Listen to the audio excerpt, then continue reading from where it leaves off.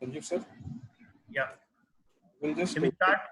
sir, just we'll just wait for 2 minutes. He's just joining in, and we'll start.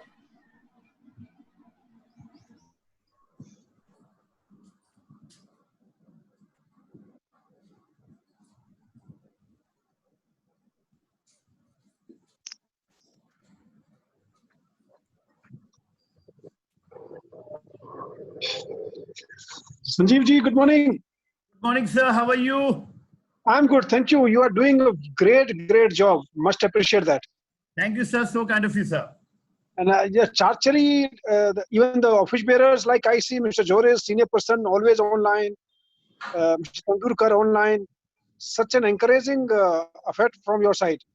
Yes, sir. All The of you. entire coaches development committee of Dr. Joris, Mr. Hosseini, Mr. Tandurkar, myself, all of us are always online, sir. So therefore, the entire Yeah. So that means how much interest you're taking.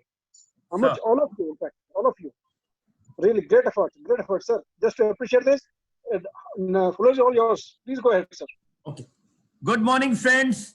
Good morning, all my coaches, players, officials, archers, to the 5th session of Train the Trainers program, online coaches development program brought to you by Sports Authority of India and Archery Association of India. This is Sanjeeva Singh, program director, taking you to the 5th session. आपके total 15 sessions होंगे, जिसमें से 4 session already हमने कर लिया. पहला session था mind के ऊपर में, जो कि हम लोग का 3 एलिमेंट अगर आप देखेंगे किसी भी कोचिंग का, आपका माइंड, फिजिकल एंड टेक्निकल, तो 3 इंपॉर्टेंट कंपोनेंट्स होते हैं. तो जहां तक मेंटल की बात है, मेंटल प्रिपरेशन की बात है, उस पर हम लोग का पहला सेशन था. दूसरा सेशन हम लोग ने स्काउटिंग ऑफ कैडेट्स पे लिया था, जो कि पूर्णिमा महतो जी, जो कि द्रोणाचार्य अवार्डी हैं, उन्होंने टाटा आर्चरी अकेडमी की कोच है, उन्होंने लिया था. लोकेश जी, जो हमारे इंटरनेशनल कोच हैं, जो दिल्ली के, उन्होंने अपना सेशन किया था रिकर्व बो सेटअप एंड पर. उसके बाद हम पास्कल कोलमेर ने आपको इलीट आर्चर्स के बारे में बताया था, जो कि हम कल दोबारा लेंगे, क्योंकि उनका सेशन में काफी कुछ मिस आउट हो गया था, क्योंकि सुनाई नहीं रहा था. कल दोबारा हम पास्कल जी जो बोले हैं उसके बारे में बात करेंगे और elite coaching for recurve and compound archers का बताएंगे. आज का सेशन हमारा रिजपाल सलारिया जी ले रहे हैं. रिजपाल जी जो हैं वो हमारे एमपी स्टेट आर्चरी अकेडमी के चीफ कोच हैं. उन्होंने अपने खुद राष्ट्रीय प्लेयर और अपने राष्ट्रीय में पदक जीता हुआ है, इंटरनेशनल खेला हुआ है, और साथ ही साथ उन्होंने बहुत सारे आर्चर्स भारत को दिए हैं, चाहे ले लीजिए Commonwealth game, Asian championship, world championship, world cup, सभी में उनके आर्चर्स कंपाउंड में उन्होंने पदक जीता है. उनके आर्चर्स ने इंटरनेशनल में पदक जीता है. 20 इंटरनेशनल प्लेयर्स को उन्होंने अभी तक प्रोड्यूस किया है. तो अब ले चलते हैं रिजपाल जी के पास. वो आज हमें बताएंगे कंपाउंड को सेटअप और ट्यूनिंग. उनके साथ जुड़े हुए हैं कुलदीप सिंह, जम्मू एंड कश्मीर के श्राइन बोर्ड के कोच हैं कंपाउंड, सुंदर सिंह जो पंजाबी यूनिवर्सिटी से हैं, और आपके प्रकाश राम जो कि सिली आर्चरी अकेडमी के हैं. इन सबने मिलके आपके सामने प्रस्तुत करने जा रहे हैं setup and tuning. Word to Rishpal. Rishpal ji, good morning. Welcome to the program. Hello, good morning, नमस्कार सबको. मैं रिजपाल सिंह आर्चरी को मध्य प्रदेश राज्य तीरंदाजी एकेडमी जबलपुर में ट्रेनिंग कराता हूँ. इससे पहले मेरा कोचिंग कैरियर लगभग 13 साल मैंने नेशनल टीम के साथ कोचिंग की है. मैं थैंकफुल हूँ आर्चरी एसोसिएशन ऑफ इंडिया और स्पोर्ट्स अथॉरिटी ऑफ इंडिया का, जिन्होंने मुझे ये अपॉर्चुनिटी दी है कि आपको मैं आज कंपाउंड बो के सेटअप और ट्यूनिंग के बारे में बताऊंगा.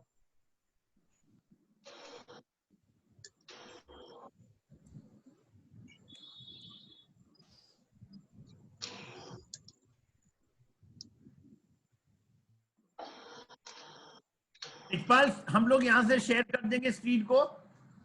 सर अगर प्रॉब्लम आए तो मैं कर दूंगा. ओके, ठीक है. ओके.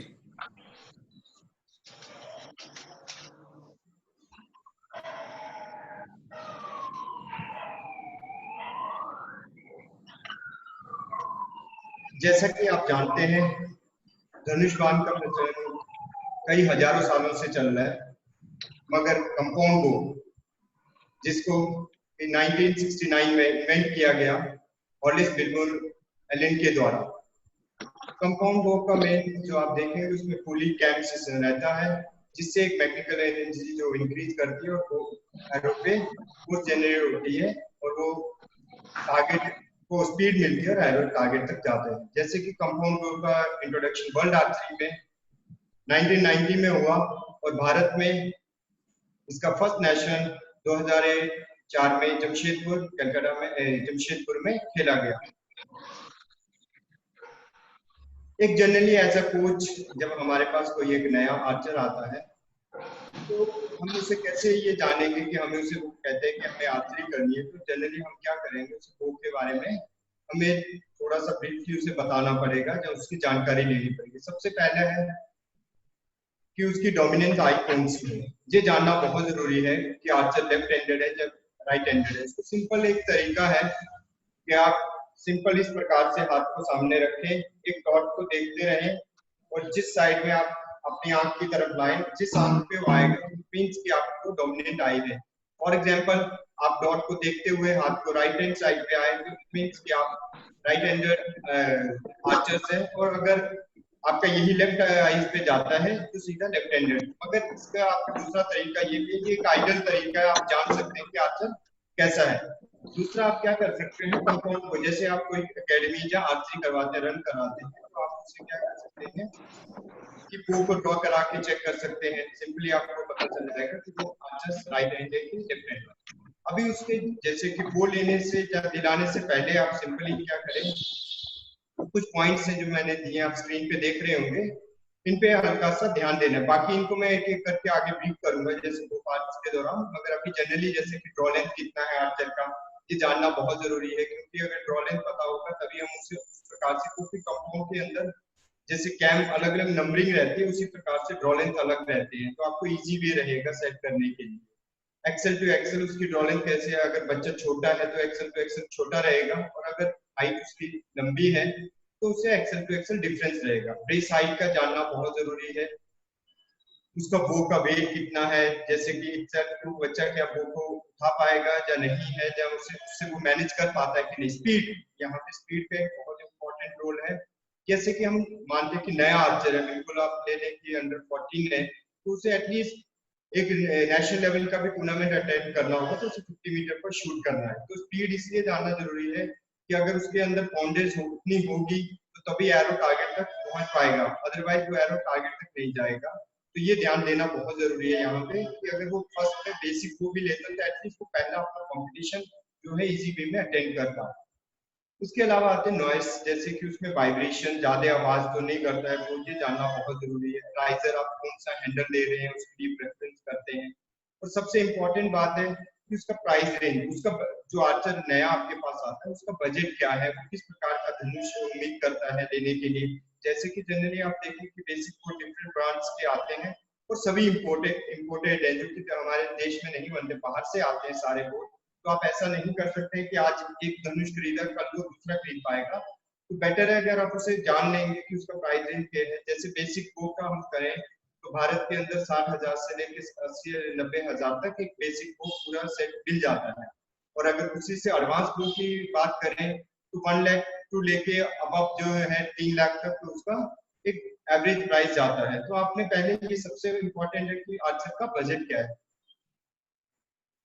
अभी जैसे कि आप स्क्रीन पे देखें, कंपाउंड को जब हम पूरा सेट करते हैं तो इस प्रकार से दिखता है। जैसे उसमें non stabiliser, side, cams, limbs, बीवार, keep side, locking point, loop, ये सारी चीजें। तो अब मैं आपको एक एक पार्ट इसका के बारे में जानकारी दूंगा। जैसे कि सबसे पहले राइजर आ जाता है, जैसे आप पिक्चर में देखते हैं हैंडल।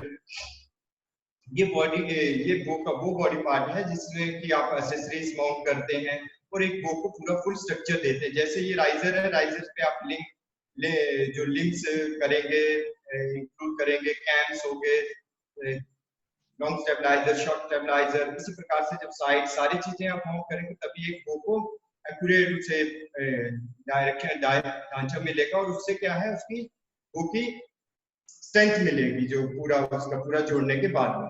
अब आप इसमें क्या कहते हैं कि हैंडल्स राइजर, जो कि बेसिक आर्चर को जाना इसलिए जरूरी है कि कोई राइजर्स जैसे डिफरेंट टाइप्स ऑफ रहते हैं, 3 प्रकार के, डिफ्लेक्स, रिफ्लेक्स और स्टिक। जैसे कि डिफ्लेक्स आप 2 नंबर पिक्चर पे देख रहे हैं, उसमें क्या रहता है, ब्रेसिंग हाइट थोड़ी सी बड़ी रहती है, जैसे 8 इंचेस, एक एवरेज ले ले 8 इंचेस प्लस रहेगी। उसमें क्या है, जैसे ब्रेसिंग हाइट तो है मगर उसमें कंपाउंड में क्या रहेगा, थोड़ी स्पीड कम रहेगी और उसमें एक्यूरेसी थोड़ी ज्यादा रहेगी। सेकेंड वन इज रिफ्लेक्स, वो है जैसे आप देख रहे हैं हल्का सा कर्व है, उसमें ब्रेसिंग हाइट थोड़ी क्या कहते हैं कम होगा और उससे जब आप शूट करेंगे तो उसमें स्पीड जो होगी वो फास्टर होगा, मगर कंपैरिजन टू रिफ्लेक्स हैंडल उसकी थोड़ी एक्यूरेसी में थोड़ा फर्क आएगा। स्ट्रेट हैंडल बेसिकली क्या करता है, इन दोनों हैंडल्स के बीच का रहता है, ना ही लॉन्ग जो ब्रेस साइड ज्यादा लंबा है ना ही छोटा, इसके मिडिल में आएगा, उसे एक एवरेज आर्चर्स जो अमूमन यूज करते हैं। उसी प्रकार से हम नेक्स्ट आते हैं लिम्स के। जैसे कि आप देखें लिम्फ पॉकेट रहती है, लिम्फ पॉकेट में हम क्या करते हैं, लिम्स को जोड़ते हैं और कैम्स के साथ स्ट्रिंग के साथ करते हुए बो को सेटअप करते हैं। लिम्स डिफरेंस इसमें ये रहता है, जो एनर्जी जब हम ड्रॉ करते हैं, जब हम पूरा सेट करते हैं तो एनर्जी जनरेट होती है और वो डिलीवर होती है एरो पे और एरो को फोर्स। इसी आप देखेंगे लिम्स पे, जैसे कार्बन लिम्स हो गए, इसमें अलग अलग सिंगल लिम्स पे हो रहता है, डबल पेयर में भी। इसमें दूसरा पॉइंट है कि उसमें एलबीएफ, जैसे कि आपकी ड्रॉ फोर्स कितनी मिलती है, जैसे 40-50 पाउंड है, 50-60 है, 30 पाउंड है, तो वो पूरा लिम्स में मेंशन रहता है। तो उस समय आप ये ध्यान दे सकते हैं कि जैसे हम बेसिक आर्चर्स को कितने पाउंडेज का वो देना है, 30-40 का देना है, उससे थोड़ा सा एडवांस आर्चर है तो उससे 40-50 हो गया, तो जो एलीट आर्चर्स है उससे 50-60 यूज करते हैं, तो ये लिम्स में मेंशन होता है। अब आते हैं जैसे कि कैम और व्हील्स, जैसे रिचपाल सर 1 सेकंड बस मैं टोक रहा हूँ, थोड़ा सर आप थोड़ा लाउडर बोलिए, आई थिंक सबको आवाज क्लियर नहीं आ रही है। ऑन द कंप्यूटर आवाज क्लियर आ रही है? आ रही है, थोड़ा लाउड बोलिए बस। ओके, थोड़ा लाउड, जैसे कि आप अपने पास कर लीजिए अपने हाथ, ओके वेरी गुड, ओके। जैसे कि आप देखें कैम्स, लिम्स के ऊपर के जो हिस्सा रहता है वहां पे आप कैम रॉड के जैसे रॉड रहती है उसमें आप डिस्प्ले करते हैं, जैसे आप पिक्चर में देख रहे हैं, इस प्रकार से आप कैम को सेट करते हैं। कैम क्या होता है, जनरली दोनों एंड्स अपर और लोअर लिम्स के एंड्स पे यूज होता है और स्ट्रिंग से उसे कंट्रोल होते हुए एक पोजीशन बनती है। जैसे कि आप देखें कैम के अंदर ही एक मॉड्यूल रहता है जिसमें आप ड्रॉ लेंथ सेट करते हैं और वो आगे पीछे जैसे होल्स रहते हैं उसमें आप ड्रॉ लेंथ सेट करते हैं। मून जो आवाज फोर्स है जैसे हो गया अभी है, जैसे आप यहाँ पिक्चर पे देख रहे हैं व्हाइट का है, तो जनरली क्या होता है 2 से 2.5 इंच का डिफरेंस रहते हैं आप ड्रॉ लेंथ को सेट करने में। अपर मॉड्यूल हो गया, लोअर मॉड्यूल में देखें आप, उसमें क्या रहता है कि लिम्ब स्टॉपर है, जैसे आपने मॉड्यूल में आपने उसका ड्रॉ लेंथ तो चेंज किया ही, साथ ही साथ उसमें क्या करना है आपने जो लिम्ब स्टॉपर है उसको भी चेंज करेंगे, तभी उसकी जो कैम की टाइमिंग है सेट आती है। कई बार हमारा क्या होता है जब हम कैम को सेट करते हैं या ड्रॉ लेंथ सेट करते हैं तो एक अमूमन हम क्या होता है कि उसे भूल जाते हैं, तो कैम में टाइमिंग का डिफरेंस आता है, उसमें नुकसान हो सकता है। तो ये चीज का हमेशा ध्यान रखें जब आप कैम की टाइम ड्रॉ लेंथ चेंज कर रहे हैं तो जो स्ट्रिंग स्टॉपर है उस पर भी ध्यान दें। अब आते हैं हम एक्सेल टू एक्सेल पे। एक्सेल टू एक्सेल में जैसे कि आप ड्रॉ लेंथ देखें, कैम की जो रॉड रहती है दोनों अपर एंड लोअर कैम्स के, उसके जो दोनों के बीच की दूरी है उसको हम क्या बोलते हैं एक्सेल टू एक्सेल लेंथ। ये जानना क्यों जरूरी है आपको, जैसे पहले मैं आपको बता दूं कि इसका नापना किस प्रकार से है। आप जनरली क्या ले लें, फॉर एग्जांपल लोअर कैम का जो bottom of the lower cam की रॉड का जो निचला हिस्सा है और अपर कैम की जो रॉड का निचला हिस्सा, दोनों को एक जगह पे मेजरिंग टेप से नापें और एक्यूरेट उसमें दें। जैसे कि जो बो आते हैं, बो सेट के अंदर बुकलेट आता है उसमें कैम टू कैम का एक्सेल का जो लेंथ है वो दी होती है, आपने उसी हिसाब से मैनेज करना। और अगर इसमें चेंजेस होते हैं तो आप क्या कर सकते हैं, लेंथ अगर चेंज होती है तो स्ट्रिंग्स को आप उतार के उसको डायरेक्शन दे सकते हैं, उसको ट्विस्ट डाल के, अगर छोटा है तो उसे बड़ा कर सकते हैं, बड़ा है तो ट्विस्ट डाल के उसको क्या कहते हैं छोटा कर सकते हैं और ट्विस्ट खोल के उसको बड़ा कर सकते हैं, जैसा अगर उसमें आपकी एक्सेल टू एक्सेल लेंथ ठीक नहीं। अब इसमें क्या है, एक्सेल टू एक्सेल लेंथ का जानना क्यों जरूरी है हमारे लिए। जैसे कि फॉर एग्जांपल आपको बोल दूं कि एक्सेल टू एक्सेल लेंथ हम जनरली बोलते हैं उसके वो की कंपाउंड को कि 35 है या 37 है या 40 है।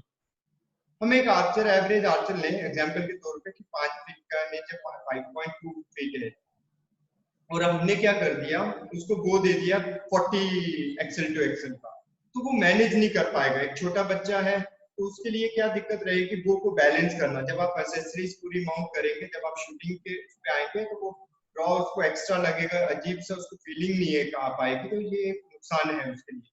इसलिए, और अगर हमने एक बड़ा आर्चर ले लिया, फॉर एग्जाम्पल 6 फीट के अराउंड है, वो 40 एक्सेल टू एक्सेल चला रहा है और आपने उसको 35 या 37 दे दिया, तो उसका क्या रहेगा एक्सेल टू एक्सेल से डिफरेंस।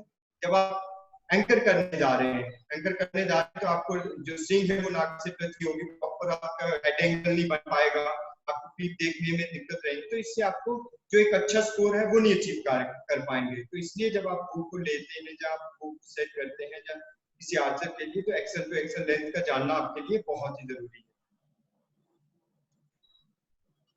स्टेबलाइजर, जैसे कि आप जानते हैं बो के अंदर लॉन्ग स्टेबलाइजर और शॉर्ट स्टेबलाइजर का इस्तेमाल होता है। इसका मेन मकसद है कि वो बो को बैलेंस, जब हम ड्रॉ करते हैं बो को, एक वो बैलेंस करता है, और सेकंड क्या करते हैं, उसको वाइब्रेशन को जब रिलीज होने पे हम वाइब्रेशन को कंट्रोल करते हैं।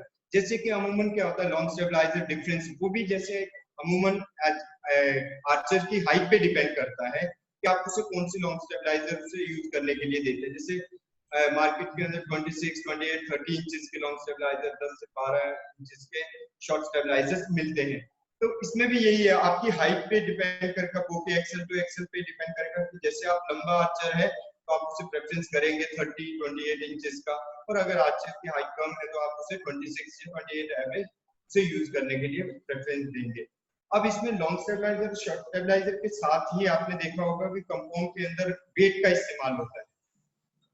वेट का इस्तेमाल होने का मतलब एक आइडियली मैं आपको उसका रेशियो बता दूं कि जैसे हम लॉन्ग स्टेबलाइजर पे, जैसे आप देख रहे हैं जनरली हम 2 वेट का इस्तेमाल करते हैं, तो हमने क्या करना है शॉर्ट स्टेबलाइजर पर 4 वेट उसका लगाने हैं। इसका एक जनरली रेशियो बता रहा हूँ, ये एक आइडियल सेटअप है। बाकी आप जब आप ट्यूनिंग, फाइन ट्यूनिंग करने जाते हैं या ट्यूनिंग करते हैं तो उसमें आप चेंजेस हो सकता है, आपके इंडिविजुअल आर्चर पे डिपेंड करता है, मगर जनरली आप नए आर्चर को सिखाते हैं तो ये बात का ध्यान रखना बहुत जरूरी है। अब आपने क्या किया, 2 वेट लगाए और 4 वेट लॉन्ग शॉर्ट स्टेबलाइजर पर लगाए। उसका क्या है कि जैसे आप देखते हैं कि राइट साइड में कंपाउंड के साइड रहते हैं जो थोड़ा वजन रहता है, तो उसको भी एक बैलेंस करता है। उसी के साथ साथ आपने देखा कि आगे हम वी बार का इस्तेमाल करते हैं लॉन्ग और शॉर्ट स्टेबलाइजर में। तो वी बार में क्या होता है कि वो उनको दोनों को एक कनेक्टिविटी देता है, और हम उसे सेटअप में जब हम वेट को मैनेज करते हैं तो देख रहे होंगे जैसे कि आप MM के तौर पे लाइनिंग मार्किंग रहती है, उसको आप ऊपर नीचे लेफ्ट राइट दीवार को कर सकते हैं। तो उसका ये रहता है कि जब आप फुल ड्रॉ पे हैं तो आपका बुक एंड ना हो, बराबर पोजीशन सेंटर में रहे, आपका बबल सेंटर में रहे। तो उन चीजों को ध्यान में रखने के लिए आपने क्या करना है, उसको लॉन्ग दीवार को आप एडजस्टमेंट कर सकते हैं। अब आते हैं हम, जैसे कि आप देखें कि एरोरेस्ट, एरोरेस्ट क्या होता है, माउंट करते हैं सेंटर ऑफ द राइजर में, जैसे होल रहता है आप उसमें आप सेट करना है इसको। आप सेट करते समय इसके ध्यान में रखें, जिसपे ध्यान में रखने वाली बात ये है कि आप उसे 90 डिग्री में मैनेज करें। जो कि आप देख रहे हैं बड़ा सा होल रहता है जहाँ पे जो बोल्ट है वो आगे पीछे होता है, तो वहां उसे डायरेक्शन अप डाउन में ना दें। इसमें बिल्कुल ही माइनर केसेस में आप अप डाउन करते हैं, वो सेटिंग है अलग हो गया, मगर आप जब बेसिक आर्चर को स्टार्ट करें तो कोशिश करें कि आपको एक बिल्कुल पैरेलल रहे। तो उससे क्या रहेगा, आपका जो ब्लेड को एंगल है वो प्रॉपर दे पाएंगे। और जहाँ पे आपने एरोरेस्ट लगाने के बाद ब्लेड को ध्यान देना है, ब्लेड में यहाँ पे ध्यान देने वाली ये बात है कि जब आप ब्लेड को एंगल देते हैं, जैसे वी शेप में आपको ब्लेड दिख रहा है, उसको आप 35 टू 45 डिग्री में रखना है। उससे ना ही ज्यादा कम करना है मैक्सिमम और ना ही ज्यादा ऊपर जाना है। इसके 2 रीजन है। अगर आप उसे नीचे की तरफ ज्यादा बेंड कर देते हैं तो जब आप एरो को शूट करेंगे तो क्या होता है, हो सकता है कि एरो फ्लेचेस आपके एरो पे टच, ब्लेड पे टच करके जाए और एरो ब्लेड भी टूट सकता है। और सेकंड थिंग है उसमें फ्लाइट में डिस्टर्बेंस आएगी, तो उस चीज को ध्यान में रखना है। सेकंड पॉइंट क्या रहता है कि आपने उसको ऊपर 45 डिग्री, जैसे मैंने कहा कि एक आइडल उसमें आपने उससे ऊपर जाएंगे तो वो ब्लेड खड़ा हो जाएगा, तो जिसमें उसमें वही सेम चीज आ जाएगी, उसमें टूटने का ब्लेड का कॉन्टिन्यूसली डर रहेगा आपको। अब इसमें क्या रहता है कि ब्लेड के साइजेस, जैसे कि आप देखिए सेटअप करें, आप मैंने बोला यहाँ पे 35 टू 45 डिग्री में रखना है। आप उसे कई उसमें रहता है कि आप उसे नीचे ऊपर करते हैं, सेटअप ही रहता है बिल्कुल। और कईयों में एरोरेस्ट में क्या रहता है, उसमें माइनर छोटी छोटी लाइनिंग रहती है, आप उसे अप एंड डाउन का एंगल दे सकते हैं।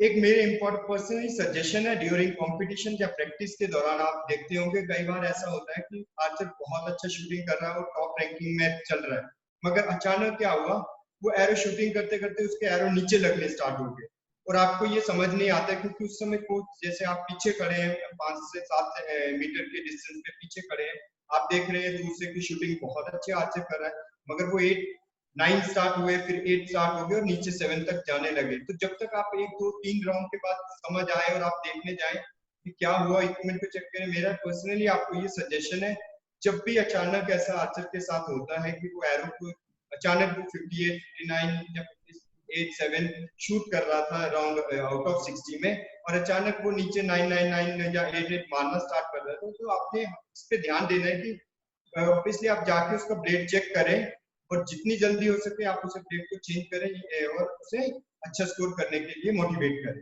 तो सेकंड पॉइंट क्या होता है कि जैसे कि ये छोटी छोटी एसेसरीज है ब्लेड के साथ, डी लूप हो गया, नॉकिंग पॉइंट्स हो गए, जैसे नॉकिंग पॉइंट थ्रेड हो गया, छोटी छोटी एसेसरीज है, वो हमेशा आप कोशिश करें कि स्पेयर में रखें ताकि आपको उस समय एट अ मोमेंट पे आप जितनी जल्दी हो सके आप कम बैक कर पाएंगे।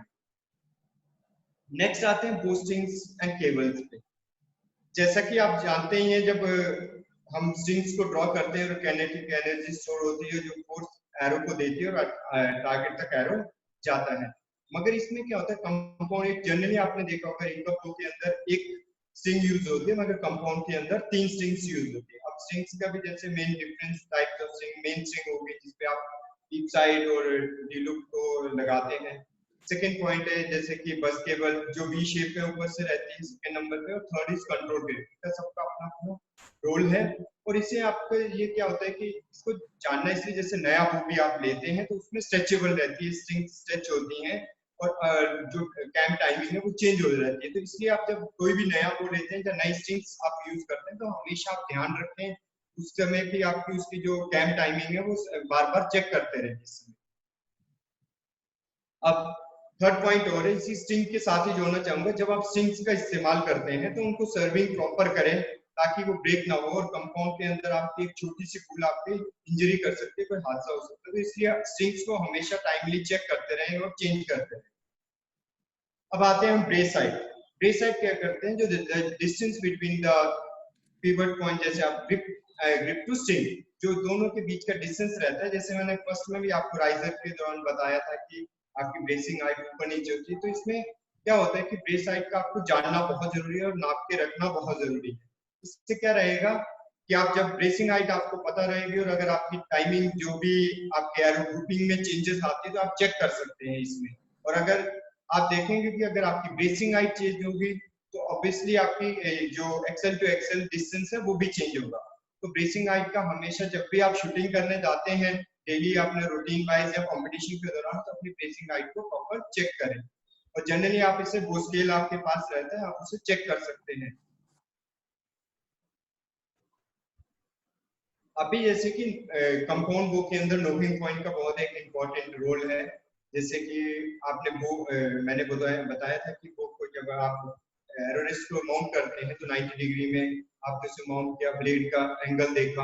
अब उसी प्रकार से ही जब आप एक बो स्केल लेंगे और आप एरोरेस्ट के टिप पे जो माउंट होता है यहाँ पे एरो, उस जगह पे आप बो स्केल को रखते हुए बिल्कुल 90 डिग्री में आप उसे रख सकते हैं। जैसे कि फॉर एग्जाम्पल आपको जैसे आप वो स्केल देख लेंगे जो निचली लाइन है बिल्कुल इसको और एरो का जो रहता है फ्रंट जहाँ पे एरो माउंट होता है एरोरेस्ट प्लेट पे, उन दोनों को बिल्कुल एक स्ट्रेट लाइन में रखें और आप उसे नोकिंग पॉइंट बना सकते हैं। जैसे कि डिफरेंट प्रकार के नोकिंग बनाने का तरीका, कोई लोग क्या करते हैं कि मेटल की रिंग का इस्तेमाल करते हैं, कई नॉट्स लगाते हैं, अल्टरनेटिव नॉट 3 से 4 लगा के उनको नॉक करते हैं, तो डिफरेंट प्रकार के नोकिंग पॉइंट बनाते हैं।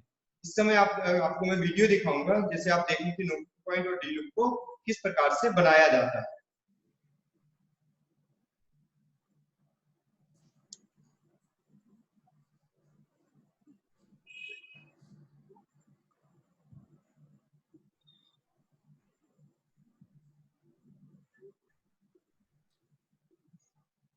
वॉइस नहीं आ रहा है रिचपाल?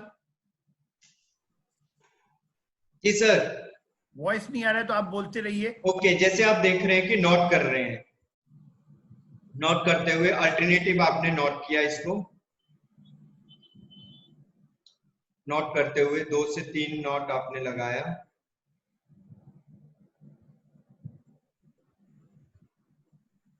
इस प्रकार से आपने नॉट किया और इसको टाइट, जब आप नॉट करते हैं तो प्रॉपर टाइट रखें, क्योंकि अगर आप टाइट नहीं करेंगे तो ये स्लिप कर सकते हैं।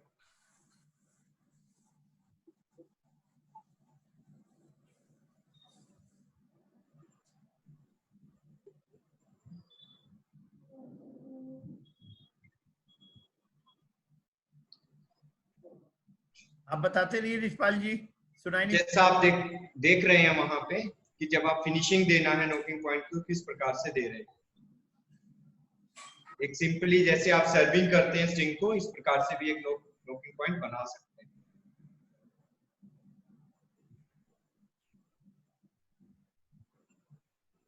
इस प्रकार से अब आपने थ्रेड को खींचा और कट करके हल्का सा लाइटर से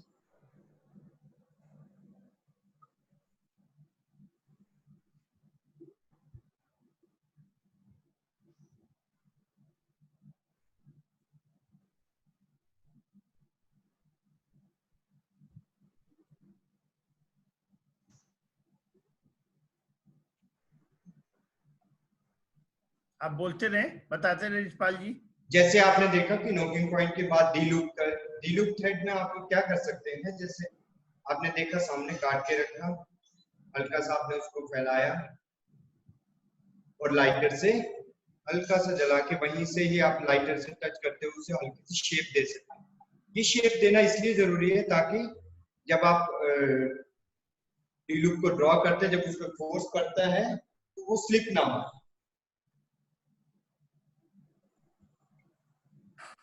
सिंपली आप वीडियो में देख रहे हैं किस प्रकार से इसको बना रहे हैं।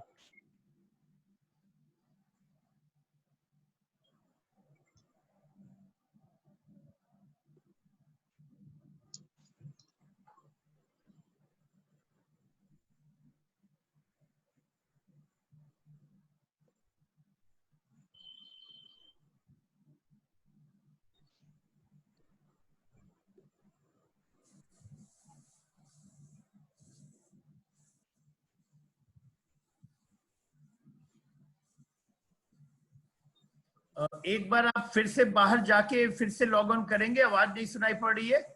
ओके सर बस हो गया, ये फिनिश हो गया। जैसे इस प्रकार से आपने शायद वीडियो को आपने ऑन करना भूल गए होंगे, तो जब शेयर करते हैं ना तो audio clip and video clip दोनों को ऑन कर दीजिए, फिर से बाहर निकल के एक बार। जी सर, स्टॉप शेयरिंग करके फिर से रीशेयरिंग कर दीजिए।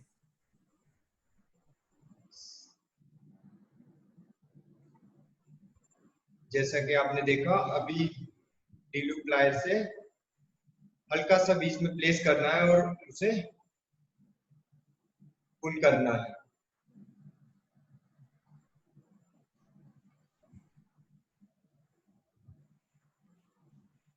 इस प्रकार से आपने इसको टाइट किया और आपका डी लूप रेडी हो गया।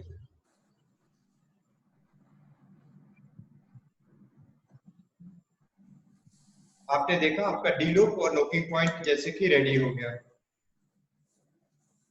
इस दौरान आपने देखा कि डी लूप और नोकिंग पॉइंट बनाने का तरीका देखा आपने, सिंपल वे में आपको बना लेते हैं। उसमें आपको मैंने पहले ही बताया था, आप उसमें क्लिप भी, मेटलिक क्लिप भी यूज करते हैं जैसे कि नोकिंग पॉइंट बनाने में। अब डी लूप बनाते समय इसमें थोड़े सा आपने ध्यान रखना है।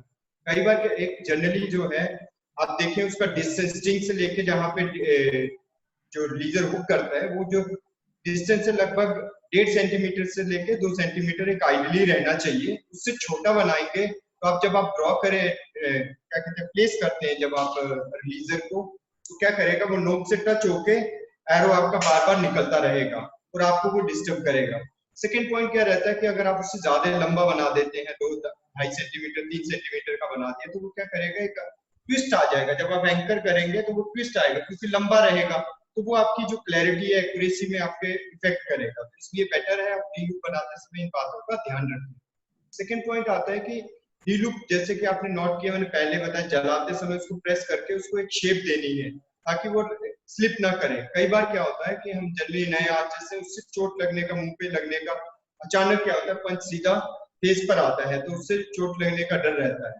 और कई बार ऐसा होता भी है। तो आप अमूमन कोशिश करें कि चेक करते समय, जो डी लूप बनाते समय, आप जब प्लायर से, जहाँ आप अमूमन क्या करते हैं, हम प्लायर ना यूज करके ट्रिगर को भी इससे भी हम खींचते हैं, तो उसे प्रॉपर चेक कर लें कि वो स्लिप ना करे शूटिंग के बाद।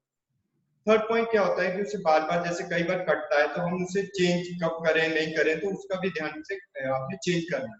अब इम्पोर्टेंट है, जैसे आपने स्ट्रिंग डी लूप चेंज किया, फॉर एग्जांपल अभी आपकी सेटिंग थी और अचानक आपको डी लूप चेंज करना पड़ा टूर्नामेंट के दौरान या कॉम्पिटिशन या किसी भी समय, और आप देखेंगे जो पीप का, क्योंकि इम्पोर्टेंट है कि पीप के साथ डी लूप का भी कनेक्टिविटी है, तो जब आप उसे फुल फाइनल पोजीशन देने लगते हैं, प्लायर से आप उससे खींचने लगते हैं, तो पीप को भी हमेशा सीधा रखें, ताकि जब हम ड्रॉ करें तो आपकी पीप में ट्विस्ट ना आए, तो उसके बार बार डिस्टर्ब करेगा। अब नेक्स्ट पॉइंट आते हैं पीप साइड पे। पीप साइड जनरली, जैसे ही आपको बताया कि ये भी मेन स्ट्रिंग पे ही प्लेस होती है। पीप साइड से हम जब क्या कहते हैं, साइड को देखते हैं, लेंस बिल्कुल हमें एक्यूरेट सेंटर में दिखता है और उससे हम टारगेट पे एमिंग करते हैं। पीप साइड का भी यहाँ पे अब स्टेट होना बहुत जरूरी है। जैसे कि मैंने बताया आपको डी लूप के मारते समय भी ध्यान देना है कि स्ट्रिंग आपकी स्टेट बिल्कुल आपके सामने आके रहे। उससे क्या रहेगा कि आपको जो लेंस है वो बिल्कुल सेंटर क्लियर दिखेगा। अदरवाइज अगर आपकी पीप ट्विस्ट होती है तो आप उसमें हेड एंगल चेंज करेंगे जनरली, और या तो आपका फिर वो आपको लेंस जो है सेंटर नहीं दिखेगा और आपके एमिंग और एक्यूरेसी स्कोरिंग में गिराव आ सकता है। तो इसलिए आप याद रखें कि जब भी आप पीप साइड यूज करें, उसे स्ट्रेट रखने की कोशिश करें। सेटअप मैंने बता भी दिया आपको, डी लूप से भी आप उसे सही कर सकते हैं। सेकंड थिंग है, आपकी जैसे पीप टेढ़ी हो रही है तो आप उसे कह सकते हैं ट्विस्ट भी स्ट्रिंग को, मेन स्ट्रिंग को खोल के आप उसके ऑपोजिट साइड ट्विस्ट हो रही है उसके ऑपोजिट आप ट्विस्ट डाल सकते हैं स्ट्रिंग में। थर्ड चीज है कि आप उसे क्या करें कि जैसे डी लूप बनाते समय भी मैंने बोला कि आप उसे ध्यान दें कि आपकी पीप सीधी रहे। अब आता है मेन की उसके जैसे साइजेस में भी आप देखा होगा कि डिफरेंस रहते हैं, उसमें होल कईयों में छोटे बड़े। अब जैसे अमूमन जो एलीट आर्चर्स हैं वो छोटा होल यूज करते हैं, क्योंकि आप देखा है कि एक टारगेट पे 3 फेसेस से लेके 4 तक जब हम स्कोरिंग राउंड में करते हैं नेशन में 4 फेसेस रहते हैं, और जनरली 3, और जब हम मैच खेलते हैं तो 2। इतना हो कि जितना होल छोटा रहेगा आपको वो टारगेट एक अपना क्लियर दिखेगा और उसी पे आप फोकस कर पाएंगे। नहीं तो अगर आपने बड़ा होल लिया, जैसे ही आंख के सामने आपकी पीप बड़ी है, तो उससे क्या होगा, आपका पूरा टारगेट आपका ही नहीं हो सकता है, आपको अगल बगल के भी टारगेट में दिखे। तो इसलिए आप पीप का भी सिलेक्शन करते समय ध्यान दें। सेकेंड एक और बात है कि पीप भी 2 प्रकार की होती है, जैसे कि एक लेंस वाली भी यूज होती है, विदाउट लेंस। तो विदाउट लेंस का क्या है, जनरली हम यूज करते हैं, और लेंस वाले से जैसे कई बार पावर भी रहते हैं लेंस में, विदाउट पावर। तो जैसे कंपटीशन के दौरान फॉर एग्जांपल बारिश आ गई, तो उसमें आपको क्या लेंस वाले से क्या नुकसान हो सकता है, मैं ये नहीं कहता कि आप ना यूज करें, मगर उसका जो नुकसान है मैं पर्सनली आपको शेयर करना चाहता हूँ कि उसमें अगर फॉर एग्जांपल ड्रॉप हिट कर जाता है बीच में और आपको दिखता ही नहीं है और आपके पास टाइमिंग नहीं है, तो वो एरो आपका मिस हो सकता है। तो उसी प्रकार से आप जैसे कि गोल वाली आप उसे फूक मारकर जो डॉट को हटा सकते हैं आगे से। तो इसलिए इस चीज का ध्यान रखें, जब भी आप पीप लें तो टूर्नामेंट को मेन इंपॉर्टेंट है उसको ध्यान में रखते हुए ही आप अपना प्रिपरेशन रखें। अगर आपकी लेंस वाली पीप है जिसमें तो आप बस आपके पास हो ताकि आप उसे टाइमली क्लियर कर पाए, तो इन चीजों पर पीप को माउंट करते हुए भी ध्यान देना है। और पीप इसमें एक और चीज है कि जैसे पीप आप एंकर किया है तो पीप आपका हेड एंगल है वो चेंज ना हो, जहां पे आपकी आंख रहती है वहां पे स्ट्रेट आपकी पीप आनी चाहिए, और आप उसे ऊपर नीचे भी कर सकते हैं। और सेकंड थिंग क्या होता है, जब आप जनरली शूटिंग के दौरान अगर पीप को ऊपर नीचे करते हैं, तो अगर आप ऊपर करते हैं तो आपके साइड ऊपर की तरफ जाएगी, और जनरली अगर आप नीचे की तरफ करेंगे तो साइड आपका नीचे करना होगा। तो ये आप एक जनरली आप उसे इस्तेमाल कर सकते हैं। अब आते हैं साइड। साइड क्या है कि जनरली जैसे राइफल साइड रहती है उसी प्रकार से यूज होती है, और इसका हम क्या करते हैं, ये हमें एक्यूरेसी देती है। जैसे कि रिकव के अंदर आप देखा एक सिंपल साइड का यूज होता है, मगर कंपाउंड के अंदर एक्यूरेसी बहुत ज्यादा है, और उसी को कंसिस्टेंट हमें लाने के लिए साइड का सिलेक्शन भी करना आपके लिए बहुत ही वो रहना चाहिए, इंपॉर्टेंट है। क्योंकि साइड से आप प्रॉपर एम कर पाएंगे, तो साइड के अंदर ही जो लेंस यूज होता है वो आप कौन सी पावर का आपको यूज होता है, जैसे 0.50, 0.75 डिफरेंट टाइप्स ऑफ है, और लेंसेज के जो साइजेस भी रहते हैं 0.29 mm या 35 mm जैसा भी रहता है। तो इस प्रकार से आपने साइड सिलेक्शन करते समय भी इन बातों का ध्यान रखना है कि आपके लिए कौन सी सुटेबल साइड है।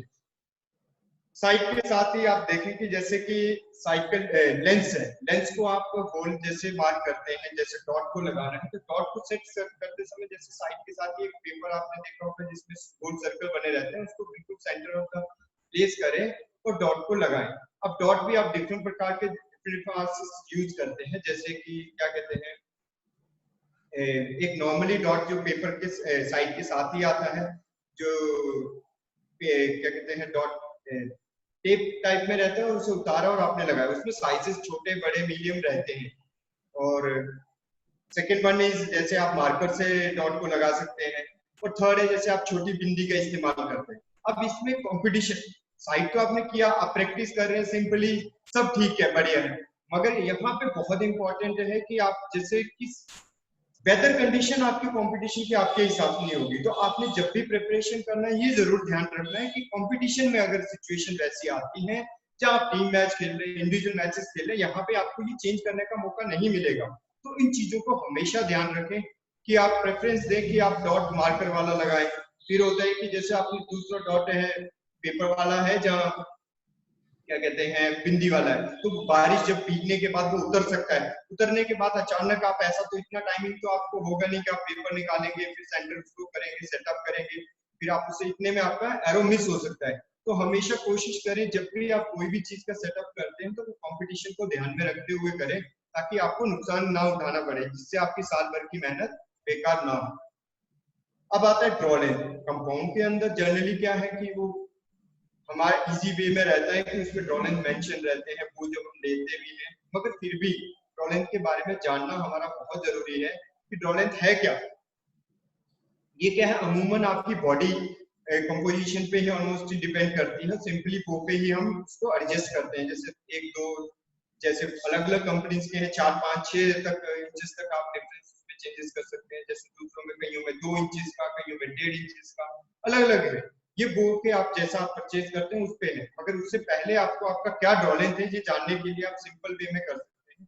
जैसे भी आप पिक्चर नंबर 1 में देख रहे हैं, आप सिंपल सा दोनों हाथों को टी शेप में फैलाना है और मेजरिंग टेप से मिडिल फिंगर को, दोनों एंड्स के जो मिडिल फिंगर्स हैं उनको नापते हुए उसको 2.5 से डिवाइड करेंगे तो एक आपको आइडियली ड्रॉ लेंथ मिल जाएगा उसी हिसाब से। सेकंड पॉइंट है, आप जैसे कि कोई आर्चर आया है तो आप उसे कैसे दूसरे का बोर्ड ड्रॉ करवा के भी जैसे आप चेक करते होंगे कि आपने लिया और उस समय आप ड्रॉ करके देखते हैं। इसमें ये इंपॉर्टेंट है जब आप ड्रॉ कर रहे हैं तो उसका हेड एंगल प्रॉपर रहे, वो बिल्कुल स्ट्रेट है, सीधा है, ये चाहिए ध्यान रखें। और इसका ड्रॉ लेंथ नापने का तो जो सेंटर यहाँ पे एरोरेस माउंट होता है होल पे, और क्या कहते हैं जहाँ पे लिप्स हैं, आप लिप्स दोनों फिनिश जॉइंट रहता है, यहाँ पे फिनिशिंग है, वहां पे जो बीच का डिस्टेंस है उसे ड्रॉ लेंथ आप उससे ले सकते हैं।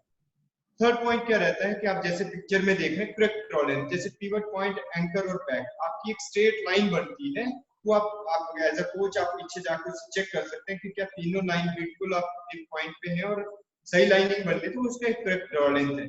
उसके हिसाब से ही आप अगर शॉर्ट ड्रॉ लेंथ है तो शॉर्ट में क्या रहेगा, बॉडी थोड़ी सी हल्की सी कोलैप्स रहेगी, स्ट्रिंग आपकी नोज से टच नहीं होगी, आपको बो को जब आपको साइड सेट करनी है तो आपको बो को हल्का सा ऊपर उठाना पड़ेगा। तो अब आते हैं उसी के हिसाब से, अगर लॉन्ग ड्रॉ लेंथ है तो उसका जो एंगल बनेगा, बैक आप देख रहे हैं पिक्चर में, वो पीछे जाएगी, लाइनिंग से पीछे चला जाएगा कोहनी का पोजीशन। तो ड्रॉ लेंथ को इस समय आपने जनरली इस प्रकार से सेट करना है। थर्ड पॉइंट रहता है कि आपने जैसे मैंने पहले भी बताया वो कि कैम्स में ही अमूमन रहता है उसका सेटअप, आपको एक जनरली आइडियली आपको मिल गया है कि आपका ड्रॉ लेंथ ये है, उस प्रकार से आप वो ले सकते हैं, सेट कर सकते हैं। अब आते हैं ग्रिप। एक सिंपली क्या होता है कि ग्रिप जैसे है जहां हम बो को पकड़ते हैं उसको ग्रिप बोलते हैं, मगर इसमें बहुत सी इंपॉर्टेंट बात है क्योंकि आपकी शूटिंग का मैक्सिमम जो यहाँ पे फिनिशिंग आपकी इसी ग्रिप पे ही डिपेंड करती है। आपका अगर ग्रिप पोजीशन बहुत अच्छा है, स्ट्रॉन्ग है, तो आप ऑब्वियसली आपकी जो फॉलो थ्रू है वो बहुत अच्छा होगा और आपके शॉट्स अच्छी क्लैरिटी मिलेगी और आपका स्कोर अच्छा रहेगा। और कई बार देखें जैसे कि जनरली इसमें आ जाता है कि पोर टॉक होता है, ये तो ग्रिप से ही रिलेटेड है, तो मैंने इसको सोचा कि आपको यहाँ पे बता दिया जाए कि जब आप ड्रॉ करते हैं बो को, और वो क्या करता है प्लेसमेंट उसका अलग अलग ग्रिप में चेंजेस होता है। आपका बो आपका क्या कर रहा है, हिलता हुआ आप ड्रॉ करते हैं, सेट स्ट्रेट ना होके हिल के आता है, तो उससे क्या होता है जो फोर्स होती है वो सही जनरेट नहीं होती और वो आपकी हैंड पोजीशन पे जब आप फॉलो थ्रू पे जब वो रिलीज होगा तो वो पंच डिफरेंट लेफ्ट राइट करेगा, जहाँ आपका आप हाथ को लेफ्ट राइट पुश करेंगे। तो इन चीजों को सबसे इंपॉर्टेंट है, जैसे कि आप पिक्चर में देख रहे हैं, जैसे ये पिक्चर है लेफ्ट हैंडेड बो का है, तो उसी प्रकार सॉरी राइट हैंडेड बो का है, तो लेफ्ट हैंड बो हैंड का ग्रिप है। उसी प्रकार से अगर आर्चर लेफ्ट हैंडेड का तो उसको ऑपोजिट हाथ का इस्तेमाल कर सकते हैं। आप देखिए कि जो लाइफ लाइन रहती है, हमेशा कोशिश करें कि लाइफ लाइन से आपका जो ग्रिप पोजीशन है वो अंदर ना जाए। इससे क्या हो जाएगा, अगर आप अंदर जाएंगे तो जो वो पंच है वो प्रॉपर पिवट पॉइंट का अच्छे से नहीं मिलेगा और वो आपका लेफ्ट राइट जाएगा और आपकी ग्रुपिंग नहीं आएगी। हमेशा आपको ये रहेगा कि अभी मैं सही शूटिंग कर रहा था, जैसे ही प्रेशर ब्रेक होगा तो वो लेफ्ट राइट एरो जाने के चांसेस ज्यादा रहते हैं। इस दौरान और एक बात देखने की, ग्रिप के दौरान ही एक बात हो रही है कि आपके फिंगर्स जो है बिल्कुल रिलैक्स रहे, आपका पिवट जो ग्रिप का प्रेशर है बिल्कुल पिवट पॉइंट पे महसूस होना चाहिए, तब जाके आपको सही एक्यूरेसी मिलेगी एरो में। अब देखें कि सेकंड क्या रहता है कि जैसे आपने लेफ्ट अंदर चले गए, लाइफ लाइन को क्रॉस कर जाते हैं ग्रिप में, तो आपका वो भी कैंट होने के ज्यादा चांसेस रहते हैं, तो जिससे आपका बबल पोजीशन चेंज हो जाएगा। ग्रिप में आपने कंपाउंड में एक चीज और देखा होगा कि जब आप ग्रिप में कि डिफरेंट सेट्स भी आते हैं उसमें चेंजेस के लिए, जैसे कईयों का फीलिंग्स होती है पिवट पॉइंट के निचले हिस्से पे ज्यादा हो रहा है, जैसे 0 नंबर हमने ग्रिप का इस्तेमाल किया, जो सबसे लोअर है फ्लैट है, तो उसमें क्या है प्रेशर थोड़ा सा पिवट पॉइंट के निचले हिस्से पे जहाँ है, जहाँ आप देखें कि ग्रिप का गुड लिखा हुआ है उस जगह पे एक आता है। तो उससे क्या होगा कि आपके एरोस में कभी ऊपर नीचे ये आपको लगता होगा, अलग अलग आर्चर्स पे डिपेंड करता है, मैं इसलिए आपको बता रहा हूँ। तो आप उसमें ग्रिप पे नंबरिंग चेंज कर सकते हो, उससे आप 2 पे जा सकते हैं, 2 से 4 पे। तो ये सब चीजें आपको कब यूज होती है, जब आप फाइन ट्यूनिंग या ट्यूनिंग करने जा रहे हैं, जब आप एक लीड आर्चर है और आप एक्यूरेट बिल्कुल हर शॉट परफेक्ट निकालते हैं, तो उस समय आपका इस पे ध्यान देना बहुत जरूरी है। तो उससे पहले भी आप जब बेसिक में भी आप प्लेयर को यूज कर रहे हैं, जहाँ आपने देखा कि उसका ग्रिप पोजीशन में थोड़ा चेंजेबल आ रहा है बार बार, तो आप उसे ग्रिप का चेंजेस कर सकते हैं। थर्ड पॉइंट है टूर्नामेंट के दौरान हल्का सा जैसे स्वेटिंग आता है और क्या कहते हैं ग्रिप हमारे स्लिप करते हैं, तो उसके लिए आप जो 5 पेपर रहता है 0 नंबर आप बिल्कुल लाइट वाला यूज कर सकते हैं ताकि आपका ग्रिप स्लिप ना हो। मैंने जैसे पहले भी बोला, आपको ग्रिप का बहुत इंपॉर्टेंट रोल है आपको स्कोर को इंप्रूव करने के लिए, और आप उस पर टेप का भी इस्तेमाल करते हैं, जैसे कि बैडमिंटन रैकेट्स में यूज होती है, वो टेप आप ग्रिप पे लपेट के उसको एक अच्छी पोजीशन दे सकते हैं आपके अपने हिसाब से। केबल गार्ड जैसे कि आपने देखा है कि बो के हैंडल पे माउंट होते हैं और उससे क्या रहता है, उसके साथ ही स्लाइडर्स रहते हैं, और जैसे कि अगला आप देख रहे हैं स्लाइडर जिसमें बस केबल और कंट्रोल केबल को हुक किया जाता है।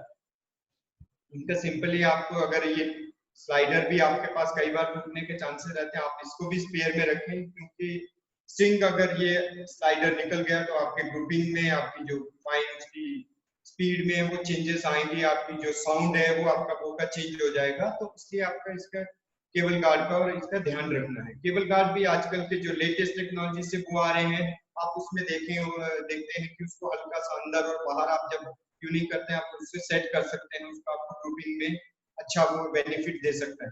अब यहाँ पे इंपॉर्टेंट बात एज अ बेसिक आर्चर के हिसाब से मैं बोल रहा हूँ कि आप जब स्लाइडर के समय में स्ट्रिंग देखे हो कि जैसे ऊपर और नीचे मूव करती है, तो आप वहां पे सर्विंग जरूर करें, नहीं तो आपका क्या रहेगा स्ट्रिंग कॉन्टिन्यूसली कटने का डर रहता है। तो आप कोशिश करें कि जो स्ट्रिंग्स हैं उनको सर्व करें, दोनों को बस केबल और कंट्रोल केबल को, और इसका ज्यादातर ये रहे कि आप जो स्ट्रिंग थ्रेड जो स्ट्रिंग बनाने के काम आता है आप उससे करें तो वो इजिली स्लोप होता है, और यहाँ पे आप एक्स का इस्तेमाल कॉन्टिन्यूसली कर सकते हैं, क्योंकि अगर टूर्नामेंट के दौरान अगर आपकी स्ट्रिंग कट जाती है तो वो आपको नुकसानदायक हो सकती है। अब आते हैं हम ड्रॉबैक या पॉन्डेज जिसको हम बोलते हैं, जनरली भाषा में हमने कहते हैं कि हमने टिलर बढ़ा लिया घटा लिया उसे हो गया, मगर आपने एक्चुअल आपको कितना अमाउंट आप पाउंड आप ड्रॉ करते हैं या कितने में आप एडजस्ट कर सकते हैं उसका ये जानना बहुत जरूरी है कि आप जब आर्चर को बो ड्रॉ कर रहे हैं तो वो सिंपली 30 to 45 सेकंड तक बो को होल्ड कर पाए। इट मींस अगर वो नॉर्मली अपने एमिंग पे अपने बैक प्रेशर को बिल्कुल मेंटेन करके बिल्कुल खड़ा है तो आप उसे वो अगर वो से वहां पे बाउंडेज उसका वो वेट सेटअप है, अगर उसमें वो जल्दी नहीं कर पाता है कंट्रोल तो आप वो वेट को घटा सकते हैं, और अगर आपको लगता है कि नहीं आप इसे और थोड़ा सा इंक्रीज कर सकते हैं। यहाँ पॉन्डेज वो वेट सेट करते समय अमूमन जहाँ पे आपने देखा होगा लिम्ब सॉकेट है, लिम्ब पॉकेट है, वहां पे ही क्या रहता है, दो बड़े से बोल्ट रहते हैं, जिससे हम क्लॉकवाइज घुमाते हैं तो टिलर जो पॉन्डेज है बढ़ती जाती है, और अगर हम घटाते हैं तो पॉन्डेज एंटी क्लॉकवाइज घुमाते हैं तो पॉन्डेज घट जाती है। यहाँ पे आपने क्या है कि एज अ बेसिक तो ठीक है, आपने सिंपली उसे किया, ड्रॉ कर दिया, टिलर बढ़ाया आपने और पॉन्डेज मिल गई। मगर आपने क्या करना है, ये मेरा पर्सनल सजेशन, आप उसे मार्क करके रखें बोल्ट को, जैसे कि लेफ्ट हो गया, राइट हो गया, कि ऊपर नीचे आपने दो जगह पे मार्क करके रखा। जब भी आप टिलर बढ़ा रहे हैं घटा रहे हैं तो आप एक्यूरेट बढ़ा सके, ताकि आपका टिलर में जो अपर और लोअर टिलर है उसमें डिफरेंस ना आए, क्योंकि कंपाउंड के अंदर जैसा भी आपने देखा टिलर बराबर रहना चाहिए, उससे क्या होगा आपके डिफरेंस आ सकता है। तो पॉन्डेज को जब भी आप बढ़ाते घटाते हैं तो उसे आप इस चीज का ध्यान रखें कि आप उसे मार्क करके रखें। सेकंड पॉइंट क्या होता है कि कई बार हमने फॉर एग्जांपल हमने 60 पाउंड का बो लिया, जब फुल टिलर में बिल्कुल नट टाइट है तो उसमें एक स्टिफनेस आ जाती है बोन में, तो थोड़ा जल्दी मतलब उसमें क्रैक या कुछ भी होने के चांस है। तो कोशिश करें कि आप एटलीस्ट उसमें जब एक दो स्पेस हल्की सी रहे, ताकि वो आप जब हम फुल ड्रॉप को करते हैं तो मैनेज हो पाएगा। पॉन्डेज को सेटअप करते समय भी ध्यान रखें कि आप उसका एवरेज जितना की प्लेयर एक मैनेज कर पाता है, और एज अ एलीट आर्चर जब आप एक बहुत अच्छे हैं 355 या 56 शूट कर रहे हैं या 54 के अबव है, तो उस समय आपको बिल्कुल 0.25 का भी मेरे हिसाब से सजेशन रहेगा कि आप लेंथ को घुमाते समय ध्यान रखें, तो आपकी शूटिंग पर बहुत इंपैक्ट डालेगा। और जनरली आप जैसे ही करते हैं कि पूरा एक राउंड या दो राउंड, तो उसके साथ साथ आपकी क्या होता है ड्रॉ लेंथ पे भी डिफरेंस डालता है, आपने जैसे चेक किया होगा। तो वो जो अगर आप लूज करते हैं तो ड्रॉ लेंथ आपका बढ़ जाएगा, और अगर आप उसे टाइट करते हैं तो ड्रॉ लेंथ छोटा भी होता है। तो ये चीजों का भी आपने ध्यान रखना है। अब जैसे कि आपको रिलीजर के बारे में बताना चाहता हूँ। रिलीजर जैसे यूजुअली क्या होता है, डी लूप से जो अटैच रख के आप खेलते हैं, ड्रॉ करते हैं, तो उसे डी लूप क्या कहते हैं, रिलीजर बोलते हैं, जैसे आप पिक्चर में देख रहे हैं। इससे क्या होता है कि एक जनरली रिलीजर जैसे आपने देखा होगा रिकअप के अंदर हमारे फिंगर टेप का इस्तेमाल करते हैं, और इसमें क्या होता है कि वो वेट बहुत ज्यादा है और जो कि जो पाउंडेज है वो भी ज्यादा रहते हैं, तो इसलिए हम इसमें कंपाउंड के अंदर जैसे ट्रिगर का इस्तेमाल होता है, और ये सेफ्टी के लिए भी है, फिंगर्स पे ज्यादा प्रेशर नहीं पड़ेगा। अब आपको यहाँ बता दूं कि जैसे डिफरेंट प्रकार के रिलीजर रहते हैं, जैसे कि 3 फिंगर 4 फिंगर रिस्ट रिलीजर, एवोल्यूशन, हिंग रिलीजर, डिफरेंट प्रकार का। अब आपको मैं यहाँ पे बता दूं कि जैसे स्ट्रिंग रिलीजर एक जनरली आपने लिया, तो उसको हुक किस प्रकार से करना है, बेसिक आर्चर के लिए ये जानना बहुत जरूरी है। जैसा कि आप देख पा रहे होंगे मुझे, आपने सिंपल इस प्रकार से तीनों फिंगर्स का हुक करते हुए स्ट्रेट ड्रॉ करते हुए, जैसे कि आपकी जॉ पोजीशन पे जो बनते हैं, ये जॉ पोजीशन होगी, तो ये नकल बनेगा, वो एक्यूरेट सीधा बैक से ड्रॉ करते हुए स्ट्रेट आप आए और यहाँ पे होल्ड कर जाना चाहिए। तो ये आपका पोजीशन हो गया। मगर अमूमन क्या करते हैं हम नए, जैसे कि नए आर्चर्स हैं, तो वो क्या करेंगे ड्रॉ करते हुए इसको पूरा, उनको लगता है कि लेजर छूट ना जाए, तो वो क्या करते हैं इसको बेंड करते हैं। तो ये बहुत ही गलत है। आप कोशिश करें कि जो फिंगर्स हैं यहाँ पे ड्रॉ के बाद भी रिलैक्स रहें, जो ये नकल बनता है ये यहाँ पे एडजस्ट हो, और आपकी जो रिस्ट है बिल्कुल स्ट्रेट रहे, तो जिससे आप जब बैक से यूज करेंगे तो ये क्लियर निकलेगा। तो इस चीज का ध्यान रखें। सेकेंड पॉइंट है, हुक करते समय आप ये ना हो कि इस प्रकार से रखें, फर्स्ट उसमें रखेंगे तो स्लिप मारने के ज्यादा चांसेस है, तो कोशिश करें आप जो फिंगर्स का सेकंड स्टेप रहता है उसमें ये आए। थर्ड चीज आती है आपका थंब पोजीशन कैसी होनी चाहिए। जैसे आप देख रहे हैं सिंपल सा आप देख पा रहे होंगे, थंब को किस प्रकार से रखना है, इस प्रकार से सेंटर फर्स्ट कट में रखना है, और आप इसे कॉन्टिन्यूसली यूज कर सकते हैं। अब यहाँ पे ध्यान देने वाली बात है कि आप इसको एक एवरेज ये है, और कईयों का आपने देखा होगा थंब पोजीशन, ये जो लेंथ है थंब की, कईयों का छोटा रहता है, कईयों का बड़ा रहता है। तो इसके लिए भी आप ये कर सकते हैं, जैसे कि रिलीजर का यूज करते हैं आप, तो उसमें जो थंब रखने की जगह ये आपको देखेंगे, जैसे पिक्चर 1 में है वो बड़ा है, सेकंड वाले में पिक्चर में देखें तो छोटा है, और मीडियम, ये डिफरेंट साइजेस के आते हैं। तो आप इनको शूटिंग के दौरान आप चेंज कर सकते हैं। जैसे आपका नेक प्रेस हो रहा है, बड़ा है और आपको लगता है कि गैप कम है, तो आप उसमें रिलीजर के थंब को चेंजेस कर सकते हैं। अब उसी प्रकार से आते हैं जैसे कि रिस्ट रिलीजर के बाद। जैसे कि मैं आपको प्रेफर करूंगा कि जैसे कि आप बेसिक आर्चर्स को स्टार्ट करते हैं, जैसे कि जिसने कभी आर्चरी नहीं की है या बिल्कुल ही नया है,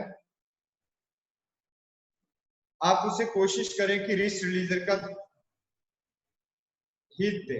जैसे सिंपली क्या किया आपने, यहाँ पे हुक किया, तो आपने यहाँ पे भी जिस प्रकार से दूसरे वाले में थंब रिलीजर में बताया कि सिंपल हुक है, उसमें भी आपने सिंपल बैक से ड्रॉ किया, आपका एंकर पोजीशन आया, सिंपल आके आपने फिंगर को प्लेस किया और कंटिन्यू प्रेशर के साथ रिलीज करते गए। अब यहाँ पे ध्यान देने वाली बात है,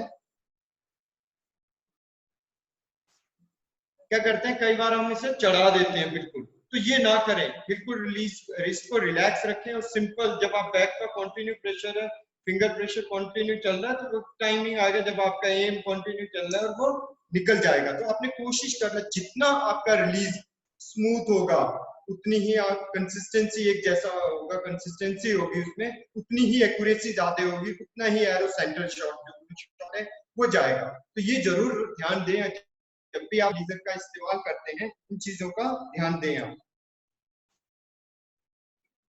जैसा एक चीज और है यहाँ पे, जैसे आपने लीजर में ही देख रहे हैं कि नट को दिखा रहे हैं, जहां से आप लीजर की टेंशन को कम और ज्यादा कर सकते हैं। जैसे कि आप देख पा रहे होंगे पिक्चर में इसको, इस नट को, अगर आपका थंब टाइमिंग सही नहीं है, फॉर एग्जांपल के तौर पे बस हम लेते हैं कि थंब आपने रखा और आप जब चाहते थे आपका सब कुछ एमिंग पॉइंट सही था, आप शूट करने के लिए रेडी है, अगर आपका जो रिलीज है वो नहीं हुआ और अचानक आपका फिर आपने क्या किया, थंब प्रेशर को अलग से बढ़ाने गए और वो आपने लेफ्ट राइट या ऊपर नीचे कहीं पे भी शूट हो गया, तो उसको आप इजीली वे में क्या कर सकते हैं, जहां पे वो नट आपको दिख रहा है पिक्चर के अंदर, आप उसे जनरली क्लॉकवाइज हल्का सा स्टेप पे टाइट करें और उससे उसकी टाइमिंग में चेंज आएगी, वो जल्दी रिलीज होगा।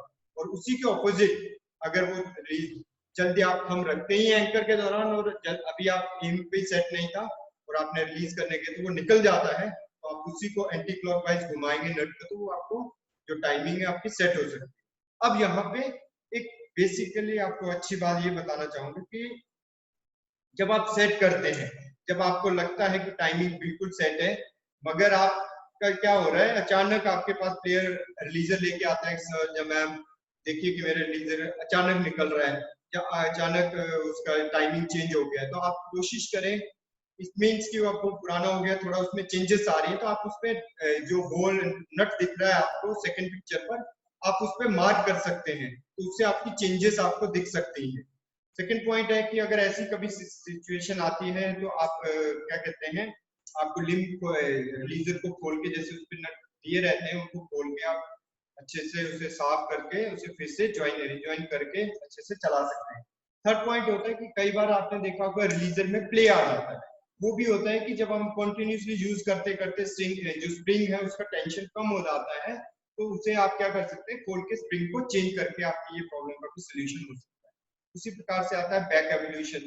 बैक एवोल्यूशन रिलीजर में क्या रहता है, सिंपली आप जैसे इसमें आपने थंब साइड करके 3 फिंगर से ड्रॉ करते हैं, मगर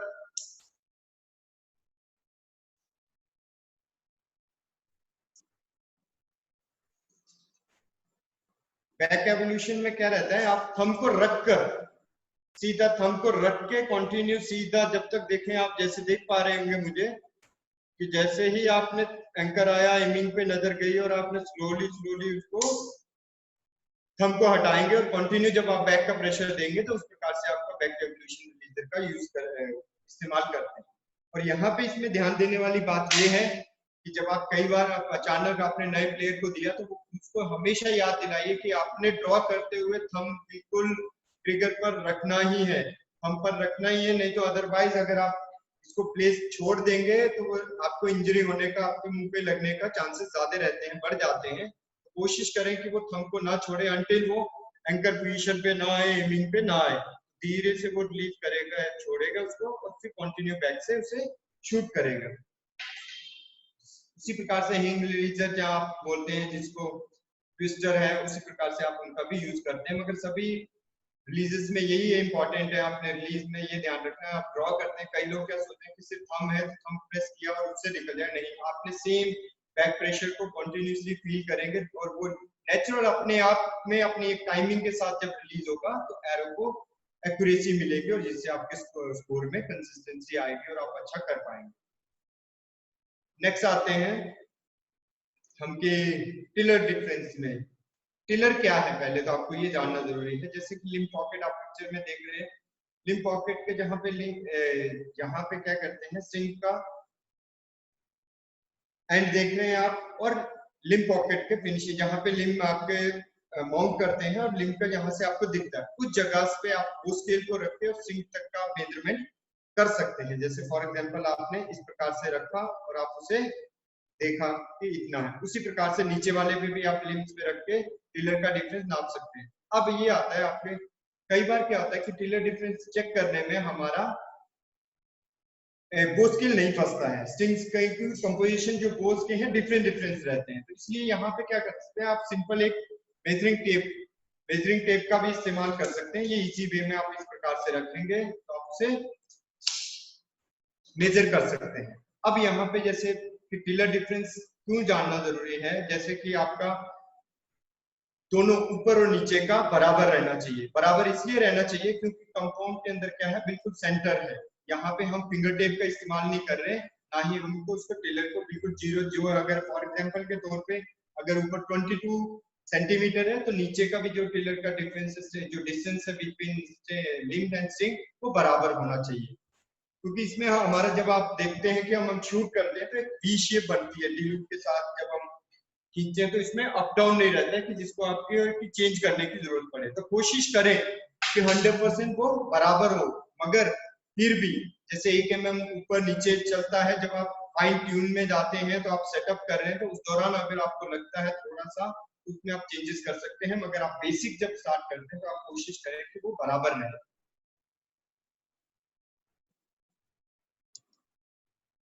आम गार्ड क्या है, एक सिंपल प्लास्टिक का पीस है या लेदर का, जिसको हम आम पे यूज करते हैं। इसका यूज का क्या रहता है रीजन, जैसे कि हम नए आर्चर्स मैक्सिमम हम कि उसपे क्योंकि उसे उतनी नॉलेज नहीं होती है, कई बार हम देखते हैं उसकी बॉम स्ट्रेट ना होने की वजह से हल्की सी ट्विस्ट करती है, तो उससे स्ट्रिंग बार बार जब हम रिलीज करते हैं तो वो क्या करती है, स्ट्रिंग उसके साथ टच होती है। स्ट्रिंग टच होने से क्या होता है कि कंपाउंड बो के अंदर ज्यादा फोर्स रहती है तो उससे ब्लीडिंग होने का डर रहता है, और जिससे ब्लीड होने से उसको चोट लग सकती है, इंजरी बढ़ सकती है। तो उसको आपको प्रोटेक्ट करने के लिए आर्म गार्ड का इस्तेमाल करना जरूरी है। एलीट आर्चर इसमें मैक्सिमम नहीं करते हैं। सेकंड रीजन है कि यहाँ आर्म गार्ड और यूज होता है जब आपका टॉलरेंस थोड़ा बड़ा हो और जब आप फॉलो थ्रू करते हैं तो स्ट्रिंग जाके वो वहां पे हिट करते हैं।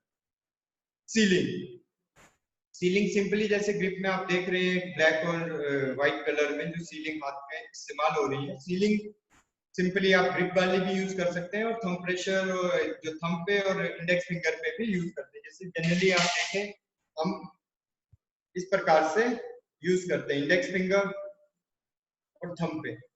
अब सीलिंग का यहाँ पे जैसे ग्रिप का मैंने बोला था कि फिंगर्स और थंब बिल्कुल रिलैक्स रहना चाहिए, उसी प्रकार से आपने क्या करना है, इस प्रकार से जब आप रिलीज करते हैं फॉलो थ्रू करते हैं तो वो उतना ही बड़ी आपकी सीलिंग का साइज हो कि वो आपका डायरेक्ट हिट करके नीचे ना गिरे, वो सिंपल स्ट्रेट जाए। कुछ सेकंड्स जैसे माइक्रो 2 से 1 से 2 सेकंड तक वो स्ट्रेट सीधा गया और देन वो स्लोली नीचे जाए। इससे क्या रहता है कि आपका फॉलो थ्रू करने के लिए समय एक्यूरेट, आप डिस्टर्ब नहीं होंगे। सेकंड पॉइंट है अगर टाइट है तो आपका बोटॉक होने का हो सकता है, बोटॉक हो जाए। जैसे कि आप सिंपली देखें कि लेफ्ट राइट होने का, क्योंकि टाइट है आपके फिंगर का प्रेशर थोड़ा सा या थंब पे प्रेशर पड़ेगा तो आप ऑब्वियसली वो कहीं ना कहीं आपके ग्रिप को डिस्टर्बेंस कर सकता है। तो इसलिए जब आप सीलिंग का भी इस्तेमाल करते हैं तो इन चीजों का ध्यान रखना है। अब आते हैं हम लेट ऑफ पे।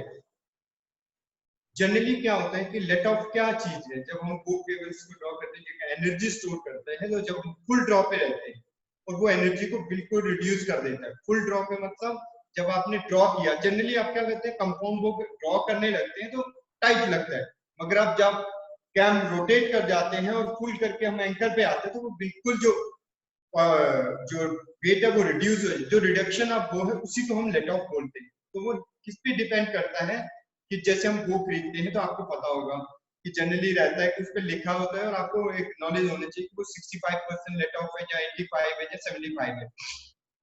उसका मतलब ये है कि फॉर एग्जांपल आपने एक बेसिक आर्चर ले लेते हैं, उसको 40 पॉन्डेज बोल और उसका लेट ऑफ हो गया 75%।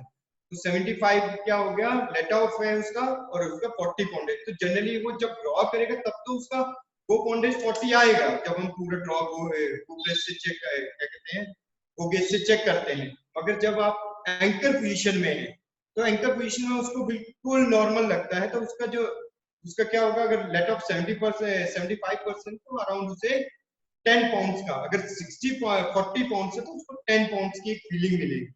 अब इसमें इंपॉर्टेंट क्या रहता है, कईयों को जैसे स्टिप को क्या कहते हैं टाइट को चलाने की हैबिट होती है, तो वो प्रेफरेंस करते हैं 65 लेट ऑफ को। कईयों को मीडियम में रहता है कि ठीक है एवरेज मुझे बहुत कंफर्म बिल्कुल होल्ड रहना वहां पे नॉर्मली, और वो 75 को बिल्कुल एक नए जो लेटेस्ट अलग अलग मॉडल्स रहते हैं उसमें 85 लेट ऑफ रहता है। तो आपने इसमें लेट ऑफ का आप वो लेते समय ध्यान दे सकते हैं कि लेट ऑफ कौन सा यूज कर रहे हैं, आपको कैसी फीलिंग, बॉडी की फीलिंग आपकी कैसी है, आप कैसा चलाना प्रेफरेंस करते हैं, तो वो चीज का भी ध्यान देते हैं। अब जैसे कि आप पिक्चर में देख रहे हैं, दूसरा क्या रहता है, लेट ऑफ को चेंज भी करता है। जैसे आपने मॉड्यूल चेंज किया तो उससे तो आपका ड्रॉ लेंथ चेंज हो गया, मगर जो आप देख रहे हैं पिक्चर में नीचे एक लिंक स्टॉपर है, तो वो क्या करता है, वो भी लेट ऑफ को चेंज, जैसे आउटर में है आप देख रहे हैं कई कैम्प्स में ये डिफरेंस में, ये पर्टिकुलर जैसे पिक्चर में उसके हिसाब से आपको बता रहा हूँ। तो आउटर में जैसे फॉर एग्जांपल उसका लेट ऑफ था 65%, तो वो हल्का सा आपको टाइट लग रहा था, तो आप उसी के ऑपोजिट आप इनर जो है बोल्ट अगर उसको सेट करेंगे, जो सर्कल से दिख रहे हैं होल्स हैं उसमें आप सेट करेंगे, तो वो आपका ऑटोमेटिकली जो लेट ऑफ है वो इंक्रीज हो जाएगा, वो 65 से प्लस हो जाएगा। तो आप ये भी कर सकते हैं।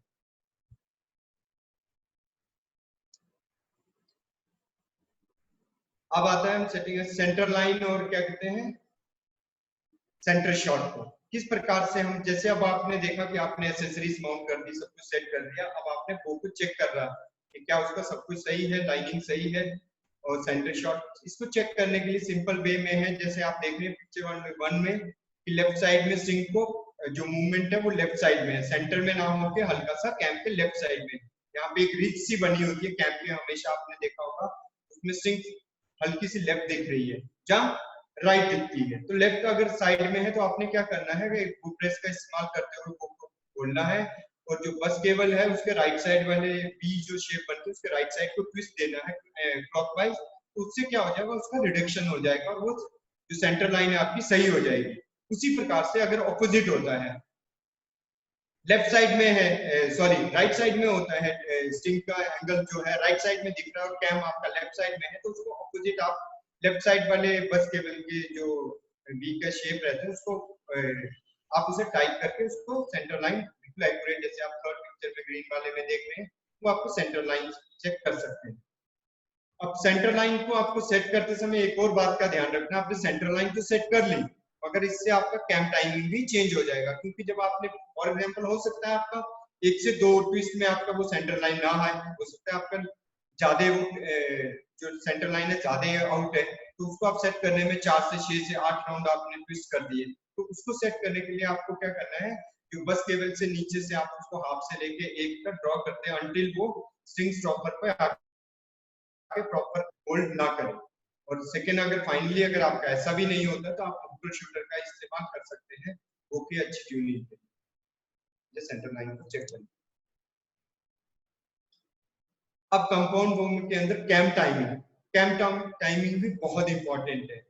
तो कैम टाइमिंग पहले है क्या है, जैसे कि आपने देखा होगा कि अपर जो कैम रहता है उसमें जो मॉड्यूल रहता है उस पर वो स्ट्रिंग जो है जब आप ड्रॉ करके बिल्कुल फाइनल पोजीशन में आते हैं वो फ्लैट बिल्कुल बैठनी चाहिए, और जो लोअर कैम है उसमें जो स्ट्रिंग स्टॉपर रहता है उस पर वो बिल्कुल एक्यूरेट बैठे, जैसे आप पिक्चर में देख रहे हैं। अगर ये ओवर होती है जो गैप है तो इट मींस आपका कैम का जो टाइमिंग है वो सही नहीं है। तो इसको आपको सेट करने के लिए या सही करने के लिए क्या कर सकते हैं, जैसे फॉर एग्जांपल के तौर पे मैं बता दूं, आप ले लेते हैं कि अपर कैम का आपका जो टाइमिंग है कैम टाइमिंग है वो ओवर हो रहा है, स्ट्रिंग आपका क्या कर रहा है ओवर है। ओवर में मतलब आपके वो फ्लैट ना बैठ के, आप फॉर एग्जांपल के तौर पे बोले कि ये है, ये हो गया फ्लैट, और मगर ऐसे करके पूरा वो ओवर दिख रहा है आपको, तो आप उसे क्या कर सकते हैं, कंट्रोल केबल को ट्विस्ट डाल सकते हैं अंटिल कि वो फ्लैट ना हो जाए। वो प्रेस का इस्तेमाल किया, आपने स्ट्रिंग को खोला और क्लॉकवाइज ट्विस्ट डाले, वो क्या हो जाएगा, फ्लैट हो जाएगा। आपने मगर यहाँ पे एक और ध्यान देखना है कि जब आपका ऊपर वाला कैम ओवर हो रहा है तो ऑब्वियसली वो नीचे वाले कैम को गैप दे रहा होगा। तो आप इसका एक ऑपोजिट तरीका और भी अपना सकते हैं। आप यहाँ पे नोट कर सकते कि आपने क्या किया, जब ऊपर का कैम ओवर हो रहा था आपने कंट्रोल केबल को ट्विस्ट डाला क्लॉकवाइज, और नीचे आप ये कर सकते हैं उसके ऑपोजिट आप बस केबल को जैसे ही आप लूज करेंगे, राउंड आधा दिया या एक दिया, तो ऊपर वाला जो है कैम का जो ओवर है वो भी बराबर हो जाएगा। उसी के ऑपोजिट अगर अपर कैम की टाइमिंग जो है गैप है, वो फ्लैट ना बैठ के आप देखे होंगे कि स्ट्रिंग और जो मॉड्यूल के बीच में गैप दिख रहा है आपको, तो उसको ठीक करने के लिए आप क्या कर सकते हैं, कंट्रोल केबल को ट्विस्ट निकाल सकते हैं। जहां अगर आप देखते हैं कि ट्विस्ट ऑलरेडी सही है, उससे ज्यादा गुंजाइश नहीं है ट्विस्ट निकालने की, तो आप क्या कर सकते हैं, नीचे जो बस केबल है उसको खोल के नीचे से आप उसे 2 राउंड या 1 राउंड जैसा भी आपको जरूरत के मुताबिक है आप उसे ट्विस्ट करेंगे तो आपकी कैम टाइमिंग सेट हो जाएगी। अब ये सारी चीजें हैं, तो अब आप आते हैं स्पाइन। आपने एरो सिलेक्शन कि एरो की स्टिफनेस कैसे आपके सिलेक्ट करना है, तो ये आपके क्या करते हैं, ड्रॉ वेट पे या वो वेट पे आपका डिपेंड करता है कि आपका कौन सा एरो चलाएंगे। जैसे फॉर एग्जांपल के तौर पे आप जैसे नीचे बहुत सारे चार कंपाउंड पे चार्ट देख रहे हैं, फॉर एग्जांपल आप 50-60 या 55 to 60 पाउंड्स का वो चला रहे हैं और आपका ड्रॉ लेंथ क्या है 23 है, तो आपका प्रेफरेंस क्या रहेगा 500 या 550 आप एरो यहाँ पे यूज करते हैं। ये प्लस माइनस जैसे चार्ट में है, तो जब आप फाइन ट्यून करने या पेपर ट्यून करने जाएंगे तो यहाँ पे आपको एक चेंजेस दिखती है, तो आप उसे चेंज कर सकते हैं। तो बाकी एक एवरेज आपको यूज करना है तो आप ये स्पाइन चार्ट यूज कर सकते हैं। अब आपको जैसे कि आर्टिस्ट में रहता है कि सब चीजें ठीक है, उनको फ्लेचिंग कैसे करनी चाहिए, एरो पे फ्लेचेस लगाना नहीं आते, क्योंकि फ्लेचेस का इंपॉर्टेंट रोल है यहाँ पे। फ्लेचेस क्यों सही होना, उनका एक्यूरेट जो एरो टू फ्लेच गैप है वो प्रॉपर हो, और आपने यहाँ पे कोशिश ये करनी है कि जब भी आप टूर्नामेंट में या स्कोरिंग या आप प्रैक्टिस के समय हमेशा अपने एरो के फ्लेचेस को चेक करते रहे। कंपाउंड के अंदर क्या रहता है कि आप उसे का इस्तेमाल करके चिपकाते रहते हैं, अगर हल्का सा भी वो कट है तो वो आपका इतनी फोर्स रहती है जैसे 270 to 300 मीटर पर सेकंड के हिसाब से एरो की स्पीड जाती है, तो जैसे ही एरो रिलीज होगा तो फ्लेच फट के आपका एरो सीधा ही मिस जा सकता है। तो इसलिए आपको इंपॉर्टेंट है यहाँ पे ध्यान देना कि फ्लेचेस को आप करते समय भी आप ध्यान रखें कि वो कहीं से छूटे ना, और उसके बाद भी आप कंटिन्यूअसली हर राउंड में आप एरो के फ्लेचेस को चेक करें। तो यहाँ पे आपको मैं वीडियो में छोटा सा दिखाऊंगा कि फ्लेचिंग किस प्रकार से की जाती है।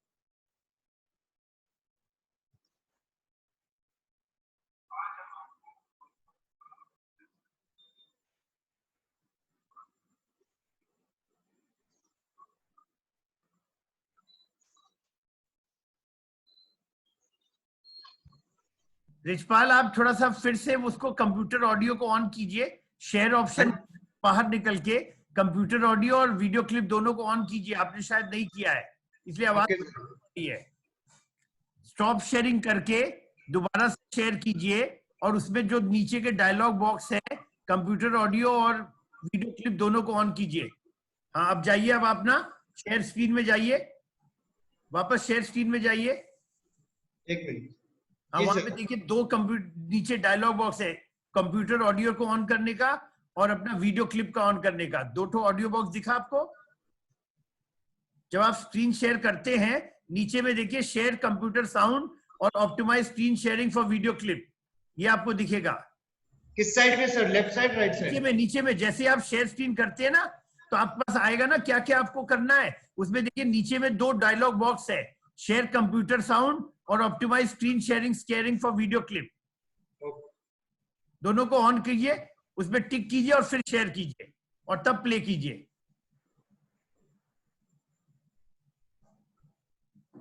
और फिर से वो प्ले कीजिए। आपने डायलॉग बॉक्स दिखा आपको? सर फुल है सर। नहीं, बस डायलॉग बॉक्स ऑन करके अब वापस स्क्रीन पे जाइए, अब फिर से ऑन कीजिए या बाहर से वीडियो चला दीजिए। अगर एक सेकंड विशपाल सर जी, शेयर स्क्रीन पे क्लिक कीजिए, step by step share screen करूं? एक बार क्लिक कीजिए, शेयर स्क्रीन पे पहले क्लिक कीजिए। हाँ जी, तो एक बॉक्स खुल रहा है ना, व्हाइट बॉक्स, एक डायलॉग बॉक्स। कहाँ पर? नीचे में यहाँ पे आपको दिखाई देगा कि कौन सा क्या शेयर करना है। एक बॉक्स खुल रहा है ना आपकी स्क्रीन पे।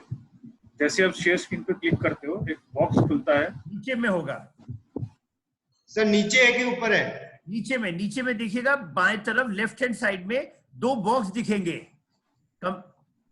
कंप्यूटर ऑडियो और वीडियो क्लिप का। उन दोनों को आपको क्लिक करना होगा कि उसको इनेबल करने के लिए।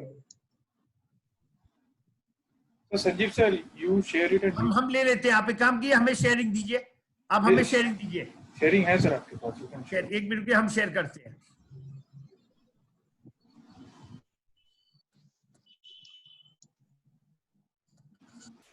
संजीव से शेयर कर देंगे और आप बोलना सर, ठीक है? आ गया? हाँ, आ रहा है।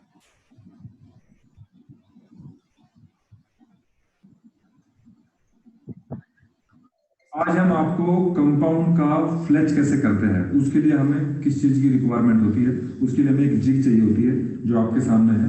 ये देख सकते हैं आप, ये जिग है कंप्लीट, और ये इसका स्केल है। सुनाई पड़ रहा है आप लोग को? उसके लिए आपको एक एरो आपके सामने है, जो बियर साफ है, उसमें मुझे लगाया है। ठीक है, थैंक यू। उसमें सिर्फ फ्लैच लगाना बाकी है, और ये आपके सामने ये फ्लैचेस है डायमंड कट। तो हम फ्लैच कैसे लगाते हैं ये आप देखोगे। अभी जब आप जिग के नीचे देखोगे, यहाँ पर एक नोकिंग माउंटिंग होता है, जिसमें आप नोक को इसमें यहाँ पे आप प्लेस करोगे, इसमें माउंट करोगे, और ये आप ऊपर एक एरो होल्डर होता है, उसके अंदर आपको एरो को होल्ड करना होता है। और अब देखोगे ये स्केल है इसका, और यहाँ पे इसका मैग्नेट होता है आपकी जिग के अंदर। तो इसमें जब हम फ्लैश डाल के इसको यहाँ पे ऐसे प्लेस करना होता है, वो मैं आपको बताऊंगा। तो जैसे कि आपको मैंने दूरी बताया था कि फ्रॉम नोक टू जो हमें फ्लैच स्टार्ट करना है वो कितना दूरी पे होना चाहिए, तो हमने इसको मार्क किया हुआ है। यहाँ पे हमने इसको मार्क किया हुआ है, जैसे कि मैं आपको बताया था 1.25 टू 1.5 तक होना चाहिए। तो हम फ्लैच को लेंगे, जो फ्लैच का जो डायमंड कट, जिसमें क्या है, एक यहाँ पे एक देखो मार्क है, ईस्टर्न डायमंड कट ऐसे इसमें कुछ लिखा हुआ है। तो ये ऊपर की तरफ जो आपका कर्व होता है वो बड़ा, वो ऊपर की तरफ होना चाहिए, और जो आपका जो आपको नीचे कर्व खत्म होगा, और जो मतलब आपका छोटे वाला सीधा नीचे। हमने इसको यहाँ पे हमने दूरी इसका मतलब डिस्टेंस फिक्स किया है, उसको बिल्कुल लास्ट में हम इसको चेक करेंगे। फिर आप थोड़ा फेविक्विक लेंगे, और फेविक्विक इसमें बिल्कुल हल्का सा अप्लाई करना होता है थोड़ा। यस, अभी हम इसको क्या करेंगे, यहाँ पे इसको हम आप देख सकते हो, ये आपका पहला फ्लैच लग चुका है। अभी हम इसको धीरे से इसको यहाँ से ऐसे प्रेस करेंगे और इसको बाहर निकाल लेंगे, ये साइड में रखेंगे। इसको आपको क्या करना है, एंटी क्लॉकवाइज घुमाना है। कैसे, इसको यहाँ से लिफ्ट करेंगे, और इसको यहाँ से लिफ्ट करते हुए जो नेक्स्ट होल है, नेक्स्ट होल के अंदर इसको प्लेस करेंगे, और फिर आपका दूसरा फ्लैश लगाएंगे। एंटी क्लॉकवाइज इसको क्यों घुमाना होता है, अगर आप इसको क्लॉकवाइज घुमाएंगे तो ये आपको फ्लैश को टच हो सकता है, और आपका क्योंकि फ्लैश अच्छे से अगर चिपका नहीं होगा तो वो निकल सकता है। आप अभी देखोगे हम दोबारा दूसरा फ्लैश अभी लगाएंगे, इसको उसी जगह आपने जितना दूरी पर हमने इसको फिक्स किया था वो किया, और अभी इसको हम दोबारा आप देख सकते हो थोड़ा फेविक्विक लगाया हमने, और ये आपका दूसरा फ्लैश भी, इसको थोड़ा वेट करेंगे हम यहाँ पे, क्योंकि फेविक्विक को सूखने देंगे, और इसको प्रेस करते हुए बाहर निकालेंगे। आप देख सकते हो आपके 2 फ्लैश लग चुके हैं, और फिर हम इसको एंटी क्लॉकवाइज घुमाएंगे, और नेक्स्ट होल के अंदर आप इसको प्लेस करेंगे। अभी आपका ये तीसरा फ्लैश, इसको आप ऐसे बीच में से ड्राई कर सकते हैं, एक क्लॉथ होना चाहिए आपके पास, या फिंगर से भी कर सकते हो। ये वेरी गुड। अभी हाँ, आपका थोड़ा फेविक्विक लगाया, और हम मतलब तीसरा फ्लैश भी यहाँ पे इसको हम प्लेस कर दिया, और इसको प्रेस करते हुए साइड में किया। अभी आप देख सकते हो आपका तीनों फ्लैश का जो गैप है, जो डिस्टेंस है, वो बिल्कुल इक्वल है, और आपका बिल्कुल ये फ्लैश अभी रेडी है शूट करने के लिए। आपका एरो अभी रेडी है शूट। Okay sir, next. अभी जैसे कि आपने देखा कि फ्लैचिंग किस प्रकार से की जाती है।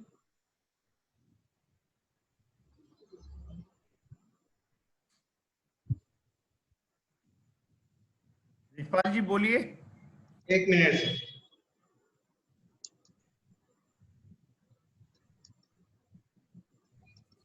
ओके, जैसे कि आपने देखा फ्लैचिंग किस प्रकार से की जाती है। फ्लैचिंग के दौरान आपने क्या होता है कि सिंपली 1.5 इंच से लेके 1.25 से 1.5 तक रखते हैं। अब इसमें एक चीज और ध्यान रखनी कि फ्लैचेस का डिस्टेंस क्यों जरूरी है कि जब आप एंकर करते हैं तो क्या होता है कि आपका कहीं भी जॉब पोजीशन में डिफरेंस रहती है। तो फ्लैच क्या करता है, जाके यहाँ पे टच करेगा तो जब आपका नेक का वो प्रेशर हल्का सा पड़ेगा, उससे आपकी फ्लाइट में डिस्टर्बेंस आ सकती है।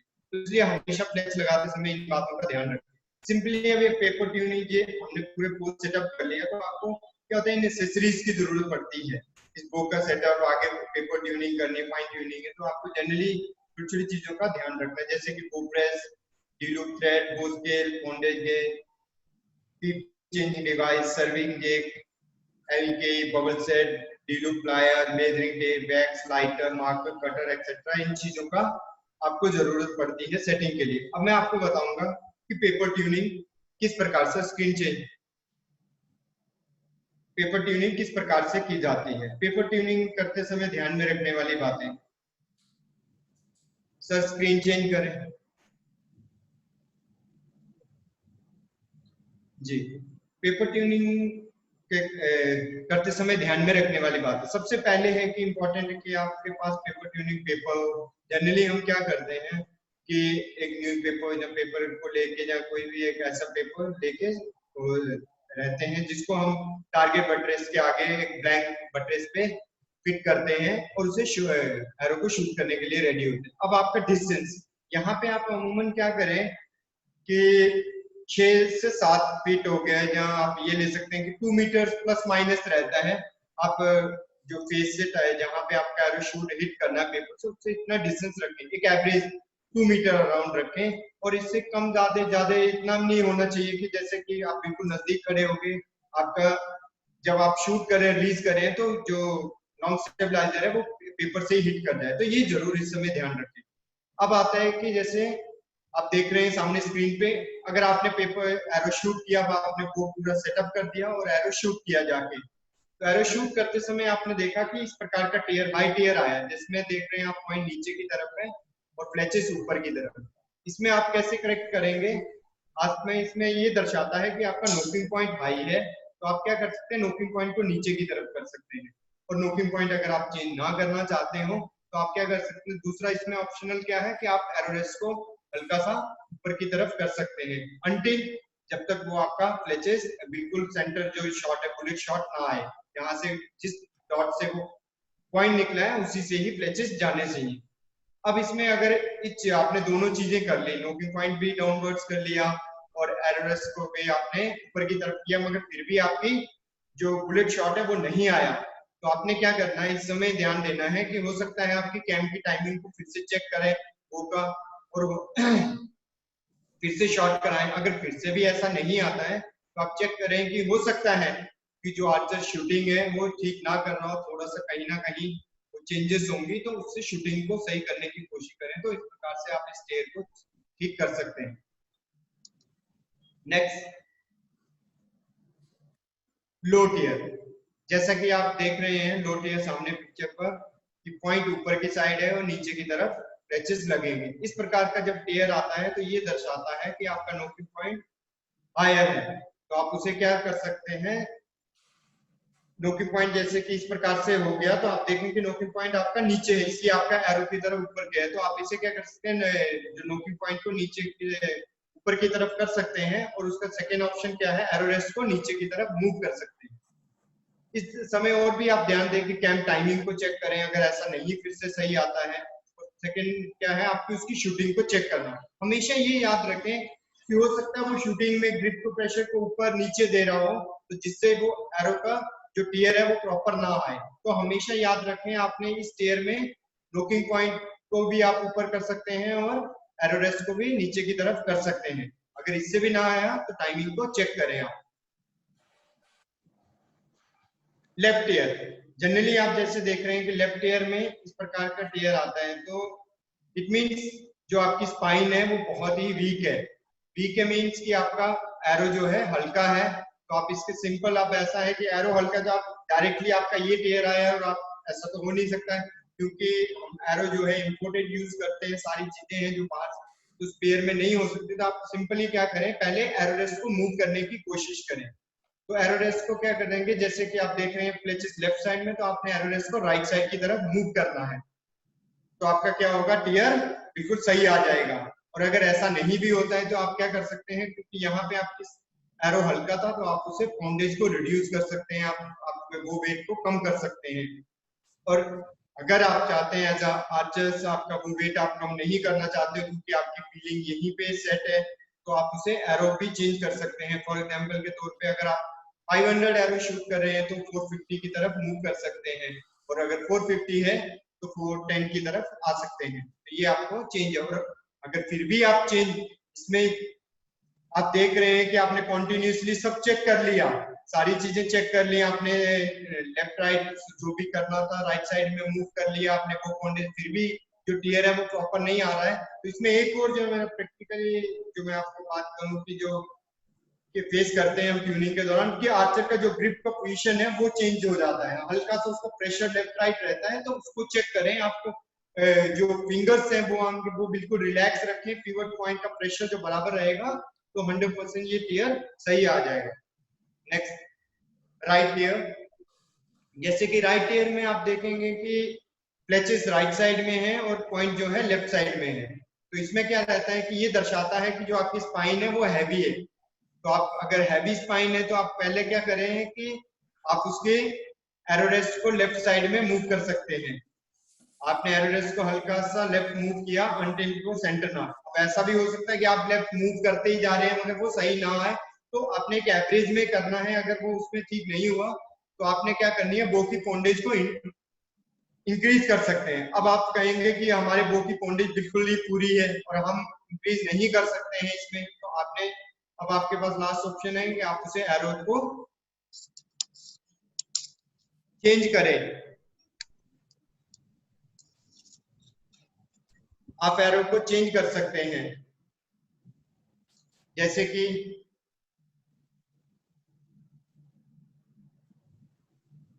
कि फॉर एग्जांपल के तौर पे आप 500 एरो यूज कर रहे थे तो आपकी स्पाइन बहुत ही क्या कहते हैं यहाँ पे हैवी था, तो आप क्या कर सकते हैं 550 नंबर की तरफ एरो की तरफ जा सकते हैं। नेक्स्ट ईयर जैसे कि आप देख रहे हैं कि हाई टीयर आ जाता है, हल्का सा हाई राइट टीयर, तो आप इसमें क्या करेंगे, एरो रेस्ट को लिटिल बिट थोड़ा सा लेफ्ट साइड में मूव करेंगे और हल्का सा आप ऊपर की तरफ मूव करेंगे, तो आपका जो टीयर है बिल्कुल प्रॉपर आ जाएगा। और अगर ऐसा फिर भी कंटिन्यूसली आता है, आप शूटिंग के चेक करें, कैम टाइमिंग को चेक कर सकते हैं। नेक्स्ट आता है लो लेफ्ट ईयर। लो लेफ्ट ईयर में क्या करते हैं, आपने देखा है कि हल्का फ्लैचेस नीचे की तरफ है और पॉइंट ऊपर की साइड है, तो आप एरो रेस्ट को हल्का सा राइट मूव करें और हल्का सा डाउन मूव करेंगे, तो ये टीयर से आपको निजात मिल जाएगा। आप इसमें सेंटर शॉट बुलेट शॉट है जो आ जाएगा। और अगर ऐसा फिर भी नहीं आता है, आप आर्चर्स की शूटिंग को अच्छे से चेक करें। लास्ट आप देखेंगे जब आपका ये शॉट इस प्रकार से जो भी ऊपर के टीयर है आपको चेक किया, उसको सेट करना है, तो उस एक टीयर जैसा भी एक टीयर आया, ऐसा तो नहीं है कि एक साथ सारे टीयर आएंगे, कोई भी एक टीयर आपको फेस करना पड़ सकता है, तो आपको ऊपर दिए हुए तरीकों से आपने उसे चेंज करना है। और जब आपका ये शॉट आता है तो ये परफेक्ट आपका शॉट है। इसमें आप देखेंगे कि आपका जो पेपर ट्यूनिंग बिल्कुल एक्सीलेंट है, अब आप शूट के लिए तैयार हैं। मगर फिर भी एज अ एलीट आर्चर जो एडवांस आर्चर्स हैं उनके लिए आप फाइन ट्यूनिंग का कर जाएंगे, मगर उसके जैसे ही आप डिस्टेंस पे शूटिंग करते हैं उसमें आप आपके पास बिल्कुल एक पर्टिकुलर जो प्लेयर है, अब आप फाइन ट्यूनिंग क्या होता है, एक एलीट आर्चर एक अच्छा जो कि स्कोरिंग हाई स्कोर करते हैं उस पे जाएंगे। आप ये नहीं कि आज बेसिक आर्चर आया और आप उसकी फाइन ट्यूनिंग करने जा रहे हैं तो आपको रिजल्ट नहीं मिलेंगे। कोशिश करें कि जो अच्छा एक प्लेयर है एक इंप्रूवमेंट करते हुए आगे बढ़ रहा है, तो उसमें आपने ध्यान में देने वाली बातें हैं, कुछ मैं चंद बातें बता दूं आपको। सबसे पहले कि आपके पास डिफरेंट नंबर्स ऑफ एरोज रहने चाहिए, एक ही साइज का एरो है तो आपके पास पेयर में रहने चाहिए। इसमें क्या होता है कि जब आप शूट कर रहे हैं, आपको ग्रुपिंग आप देख रहे हैं कि आपने 10 एरो 11 12 एरो शूट किए, 6 10 लग रहे हैं, मगर एक्स लग रहे हैं, 6 10 लग रहे हैं, तो आप किसी की कंपाउंड के अंदर एज अ टॉप लेवल पे आप देख रहे हैं कि आज के स्कोर में 360 में से 358 57 56 शूट करते हैं, चाहे वो इंडिया हो चाहे वर्ल्ड टॉप लेवल पे हो। तो आपको इतना एडवांस शूटिंग के लिए, एडवांस टेक्निक के लिए, आपको फाइन ट्यूनिंग के लिए आपको ग्रुपिंग एरो का आना बहुत जरूरी है। तो उसके लिए आप क्या कर सकते हैं, स्टिफनेस, एरो की स्टिफनेस बढ़ा सकते हैं। जैसे कि आपको एरो की स्टिफनेस बढ़ाने के लिए क्या करना है, आप एरो को पीछे की साइड से, जिस साइड आप नोक यूज करते हैं, जनरली हम क्या करते हैं जब हम एरो का ड्रॉ लाइन सेट करते हैं तो आगे की तरफ से जहां पॉइंट लगाते हैं उस तरफ से काटते हैं, मगर फाइन ट्यूनिंग के समय जब आप है स्टिफनेस एरो की बढ़ाने के लिए आप उसको पीछे की तरफ से काटेंगे। वो डिपेंड करता है कि आप कहाँ पे आपकी ग्रुपिंग एक्सीलेंट आती है, तो वो आप 1 इंच 1.5 इंच 2 इंच तक आप उसे काट के अपना बढ़ा सकते हैं। सेकेंड पॉइंट है उस समय आपका जैसे कि वो वेट आता है, वो वेट आप कैसे यूज करते हैं, वो हैंडल पे भी यूज कर पा रहे हैं, लॉन्ग स्टेबलाइजर पे, शॉट पे मैनेज कि आपका हर शॉट, आपका ग्रिप टाइमिंग बहुत स्ट्रॉन्ग हो। तो ये सारी बातें हैं जो मैं आपको फाइन ट्यून में आती हैं। आपको बहुत से बो का जो है लेटेस्ट से लेटेस्ट कौन से आप यूज कर पा रहे हैं, उसकी स्ट्रिंग्स का कैसा है, वो सारी चीजें आपने छोटी छोटी चीजों को नोट करना है और उसके एक अच्छा स्कोर ले आ सकते हैं। Thank you so much. अब आप जो भी रिगार्डिंग आपके कंपाउंड वो पे सेटिंग से हो तो वो आप मुझे पूछ सकते हैं। Thank you. So can I request all the, now we'll be starting with the questions, so एक एक करके हम लोग क्वेश्चन बोलेंगे रिशपाल जी, and we can answer the question. पहला क्वेश्चन जो इन्होंने बोला है कि ग्रिप पोजीशन कैसा होना चाहिए, वैसे तो आपने एक्सप्लेन कर दिया, दोबारा एक्सप्लेन कर दें और थोड़ा इंग्लिश में भी बोलिएगा, सो दैट क्या होगा कि इंग्लिश में बहुत लोग हिंदी नहीं समझ पाते हैं, तो इंग्लिश भी होगा। नहीं, आप ओपन बोलिए, कंप्यूटर ऑडियो सुनाई पड़ेगा, आपको लगाने की जरूरत नहीं है। Hello sir, please repeat the question.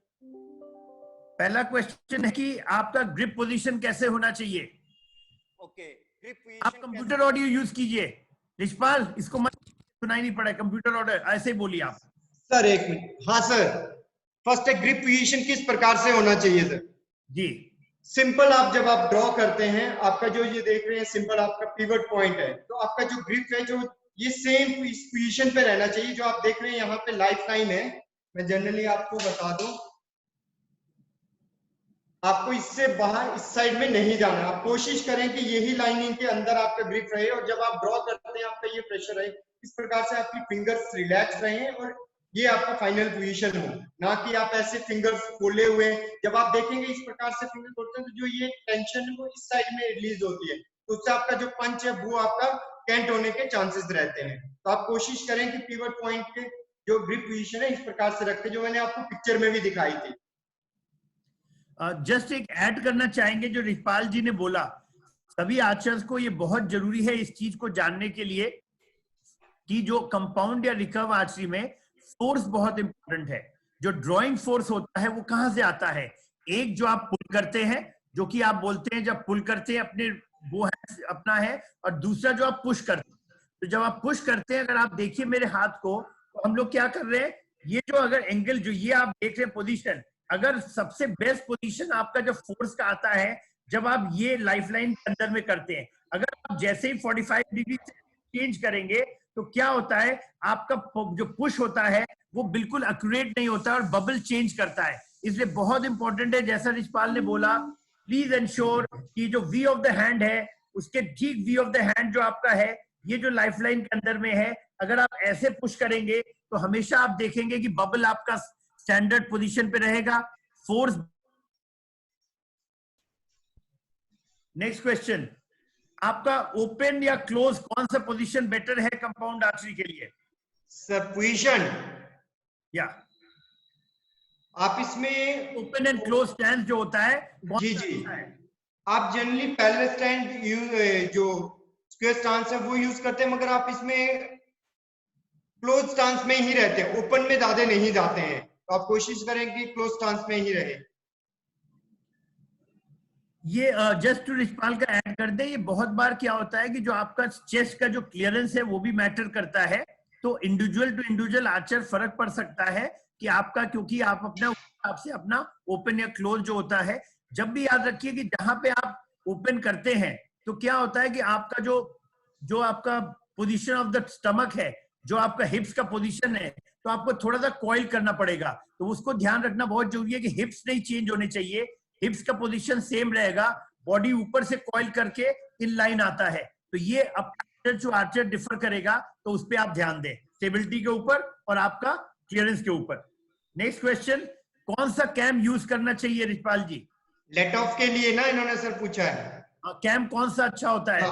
मैं प्रेफरेंस करता हूं जैसे कि 65 टू 75 के बीच की जो लेट ऑफ है वो इंपॉर्टेंट रहेगी, क्योंकि आपको जब आप पिवट पॉइंट एंकर और बैक में प्रेशर जो जनरेट होता है, जो एनर्जी कन्वर्ट होती है काइनेटिक एनर्जी, तो उसको एक प्रेशर मिलेगा। अगर आप बिल्कुल रिलैक्स मूवमेंट पे खड़े हैं और आपने सिंपल शूट किया तो आपको हो सकता है बॉडी फीलिंग ना मिले, और इसीलिए मैं आपको कोशिश करूंगा कि जो लेट ऑफ है वो आपका 65 प्रेफरेंस दें आप उसको।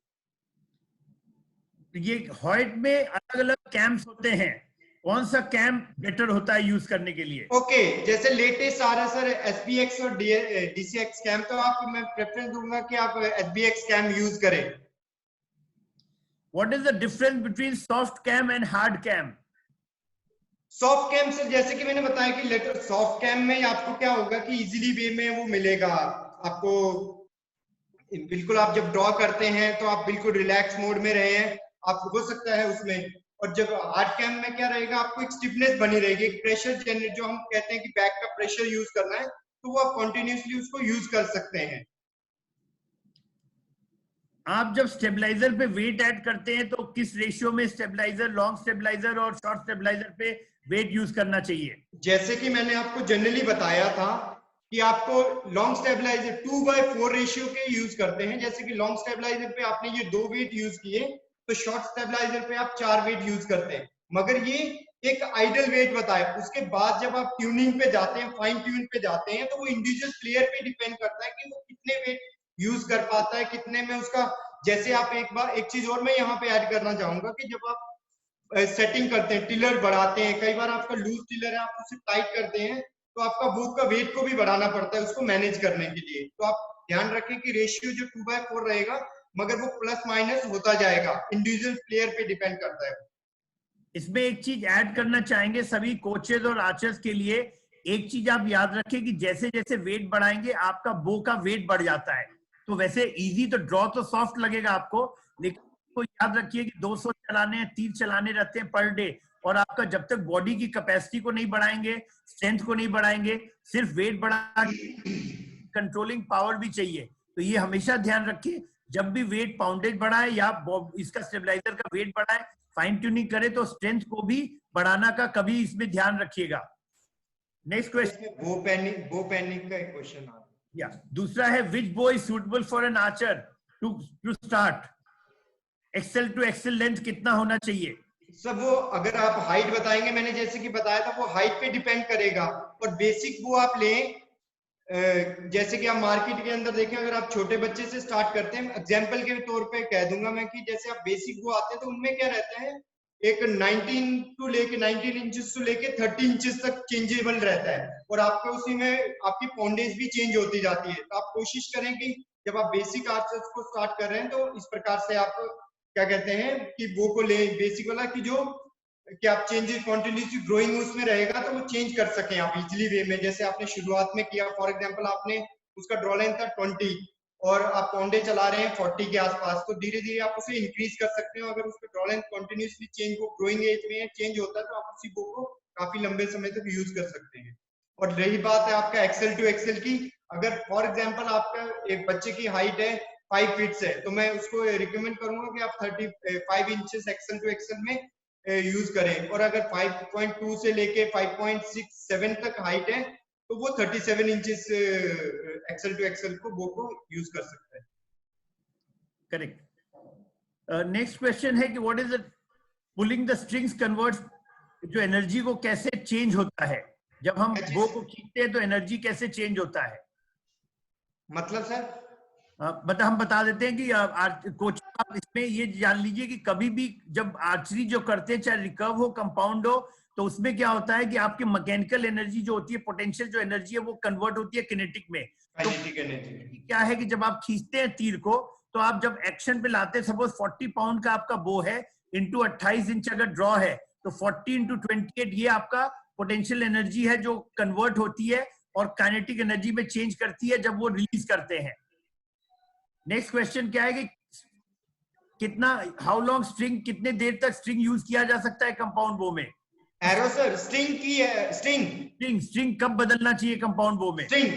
स्ट्रिंग जैसे कि आप देखेंगे कि स्ट्रिंग आप यूज करते करते अमूमन हम क्या करते हैं, एक एलीट आर्चर है जो कि कंपटीशन कंटिन्यूअसली यूज कर रहा है, आप उसे 4 से 5 महीने या 4 से 6 महीने के अंदर चेंज कर सकते हैं। मगर वही अगर एक आर्चर कम प्रैक्टिस कर रहा है और वो नॉर्मली यूज कर रहा है कि 1 घंटा डेली प्रैक्टिस करता है, तो वो उससे टाइमिंग वो चेंज हो सकता है, 7 से 8 महीने हो सकते हैं।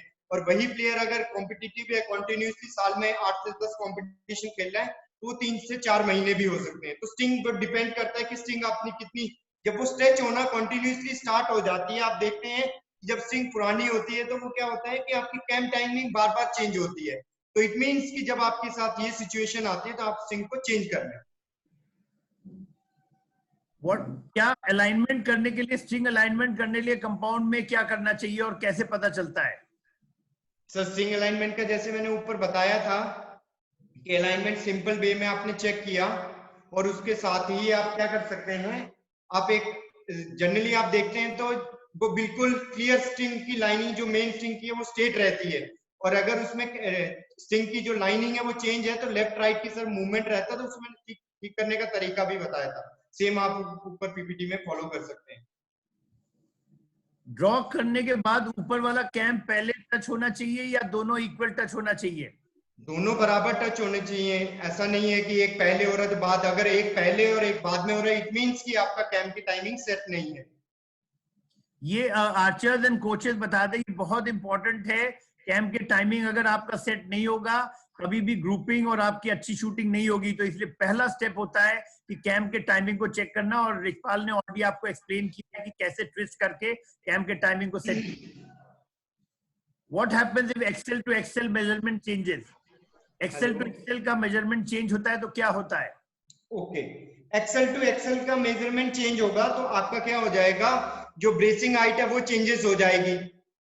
सबसे बड़ी बात, अगर एक्सेल टू, फॉर एग्जांपल आपका एक्सेल टू एक्सेल स्ट्रिंग आपने ट्विस्ट करते गए और आपकी ब्रेसिंग हाइट बढ़ गई, तो ऑब्वियसली वो एक्सेल टू एक्सेल आपका जो कैम के वो एक्चुअल जो फोर्स है वो नहीं मिलेगी, जो उसकी फाइन एक मैकेनिकली आपने जो उसको एक बो को कंप्राइज किया है वो उसको एक्चुअल आपका रिजल्ट नहीं आ पाएगा।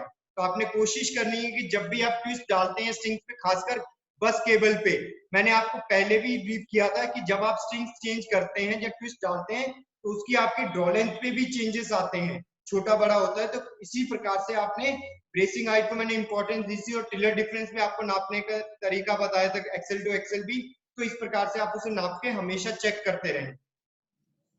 डी लूप का जो फेस है, जब आप डी लूप बनाते हैं ऊपर और नीचे का फेस ऑल्टरनेट कैसे रहना चाहिए? जब डी लूप हम बनाते हैं, जैसे कि आपको ब्रीफ किया था, जब हम नीचे वाली साइड को बनाते हैं तो वो हमारे अंदर फेस की तरफ, जो जिस साइड से हम जलाया रहता है डी लूप को, वो राइट साइड में अंदर की साइड रहता है, और ऊपर वाला ट्विस्ट है वो राइट साइड में रहेगा, नीचे का लेफ्ट में, तो वो अल्टरनेटिव रहता है। अगर हम उसे नहीं ऐसा करते हैं तो जब जो ड्रॉ के समय, खींचने के समय में वो ट्विस्ट आ सकता है डी लूप में, और जिसमें वो क्लैरिटी नहीं मिलेगी आपको। करेक्ट। मेन स्ट्रिंग जो व्हील होता है, how to put main string back on wheel? अगर कभी उतर जाता है और मेरे पास बो प्रेस नहीं है तो कैसे हम मेन स्ट्रिंग को दोबारा चढ़ा पाएंगे? ये सर, अगर आपके पास बो प्रेस नहीं है तो सिंपली क्या करें आप कि उसके पॉन्डेज को रिड्यूस कर दें, पहले पूरा रिड्यूस करें, तो आप देखेंगे कि वो बो की जो टाइटनेस है वो खत्म हो जाएगी। पहला पॉइंट, आप कोई भी जैसे फुट मैट, अब क्योंकि आपका सवाल वैसा है तो मैं आपको सोल्यूशन भी वैसे ही बताऊंगा कि आप कोई भी योगा मैट हो गई या फुट मैट हो गया, आप नीचे रख के इजीली उसे धीरे धीरे प्रेस करें, मतलब वो सिंगल आप अकेले नहीं कर पाएंगे, 2 से 3, एक जना जो भी आर्चर है वो हैंडल को पकड़े, एक नीचे लिम्स को, और एक थर्ड पर्सन है जो ऊपर से धीरे धीरे प्रेस करेगा, तो वो लिम्स क्या हो गए ऑटोमेटिकली धीरे धीरे फोल्ड होंगे, तो आप स्ट्रिंग को चढ़ा सकते हो अगर ऐसी सिचुएशन आती है। मगर कोशिश करें कि आप गो प्रेस का ही इस्तेमाल करें। ये देखिए जो रिचपाल जी बता रहे हैं वो जुगाड़ टेक्निक है इंडिया का, तो हाँ। में थोड़ा सा आपको सेफ्टी बरतना बहुत जरूरी है। ताकतवर आदमी चाहिए जो धीमे धीमे दबा पाएगा एक्सेल टू एक्सेल को, क्योंकि ताकत नहीं होगा और अचानक वो फेंकेगा तो आपको चोट लग सकता है। तो अगर कोशिश कीजिए कि बो प्रेस हो, नहीं हो तो जो यशपाल जी का जुगाड़ टेक्निक को इस्तेमाल कीजिए, लेकिन थोड़ा सा सेफ्टी के साथ। How can I choose proper eyesight matching peep lens? Eyesight matching Peep lens. peep lens। जैसा कि आप देखते हैं, एक एवरेज हम ले लेते हैं सर। इसमें क्या होता है कि जो पीप लेंस है, पीप लेंस जब आप यूज करते हैं तो जब आप लेंस आप टारगेट की तरफ देख रहे हैं तो आपको वो क्लियर दिखना चाहिए। ऐसा नहीं है कि वो टोटली आपको धुंधला दिख रहा है, जब वो बिल्कुल भी आपको नहीं है, तो जो आपको इसी हिसाब से सेट करना होगा। आपको पीप में लेंस से नंबरिंग आती है, आप उसको मैनेज कर सकते हैं। वो सेटअप जैसे मैंने आपको पहले भी बताया, लेंस के अंदर भी 0.29 mm, 0.35 mm, तो 0.50 जो लेंस का वो रहता है, और 0.75, तो उस प्रकार से आपने उससे मैचिंग से ही पीप लेनी है।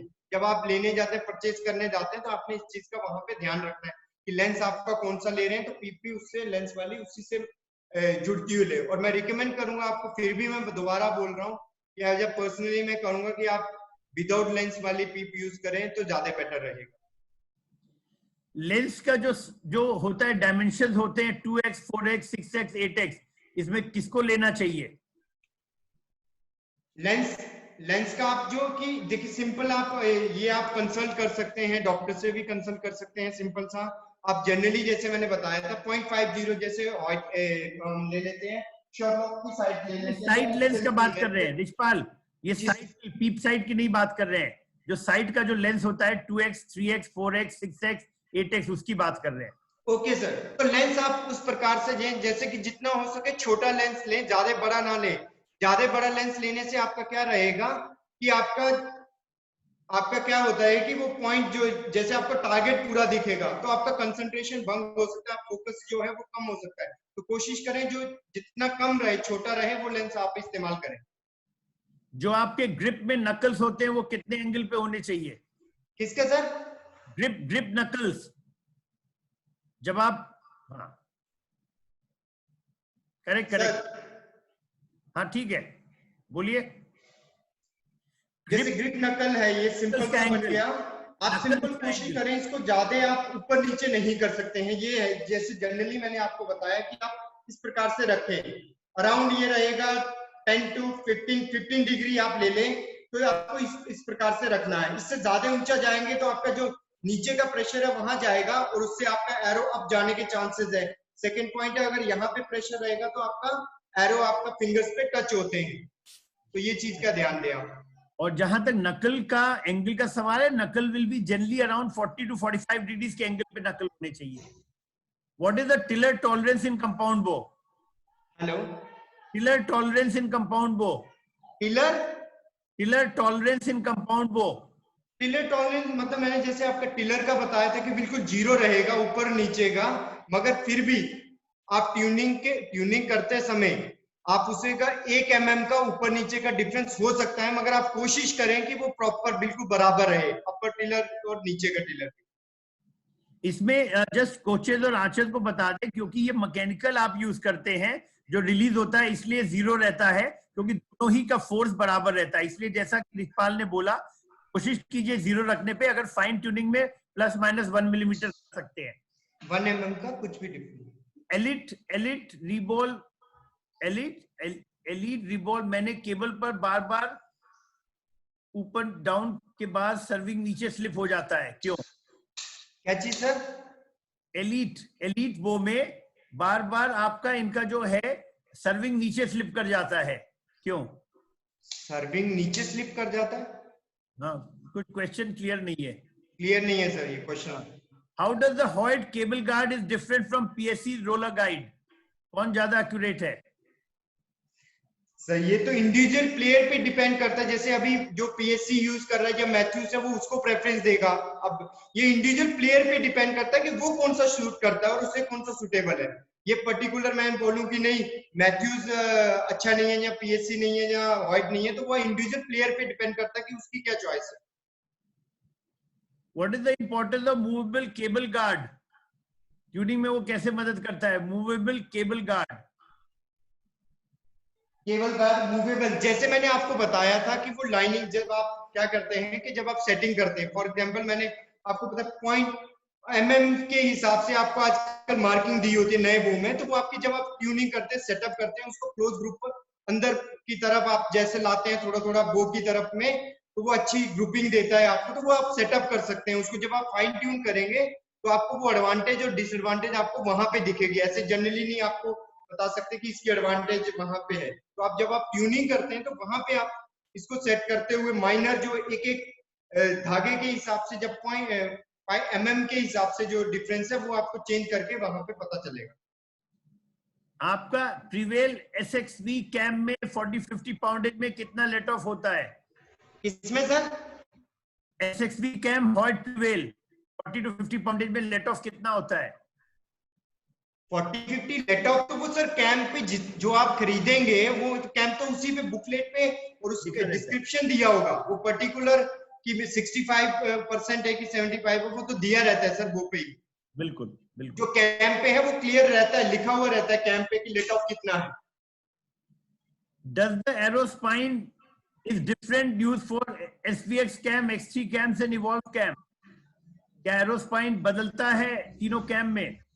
नहीं ऐसा कुछ नहीं है, मगर ट्यूनिंग वो डिपेंड करता है कि ट्यूनिंग के समय आपको आप स्पाइन को चेंज कर सकते हैं, वो स्पाइन आप ट्यूनिंग पे डिपेंड करेगा। मगर ये है कि आप SBX या DCX कैम चला रहे हैं या SBX X3 चला रहे हैं तो वो एरो तो आपका वही रहेगा, मगर वो ट्यूनिंग में अगर आप सेटअप में हैं वो जरूर आप चेक करें उसमें, क्योंकि जब आप स्पीड में डिफरेंस आएगा आपको जो टाइट है स्टिफनेस देगा तो वो स्पीड में चेंज आएगी, तो आप उसकी ट्यूनिंग चेंज होगी, ना कि एरो चेंज डायरेक्टली आपको एरो चेंज करने की जरूरत नहीं है।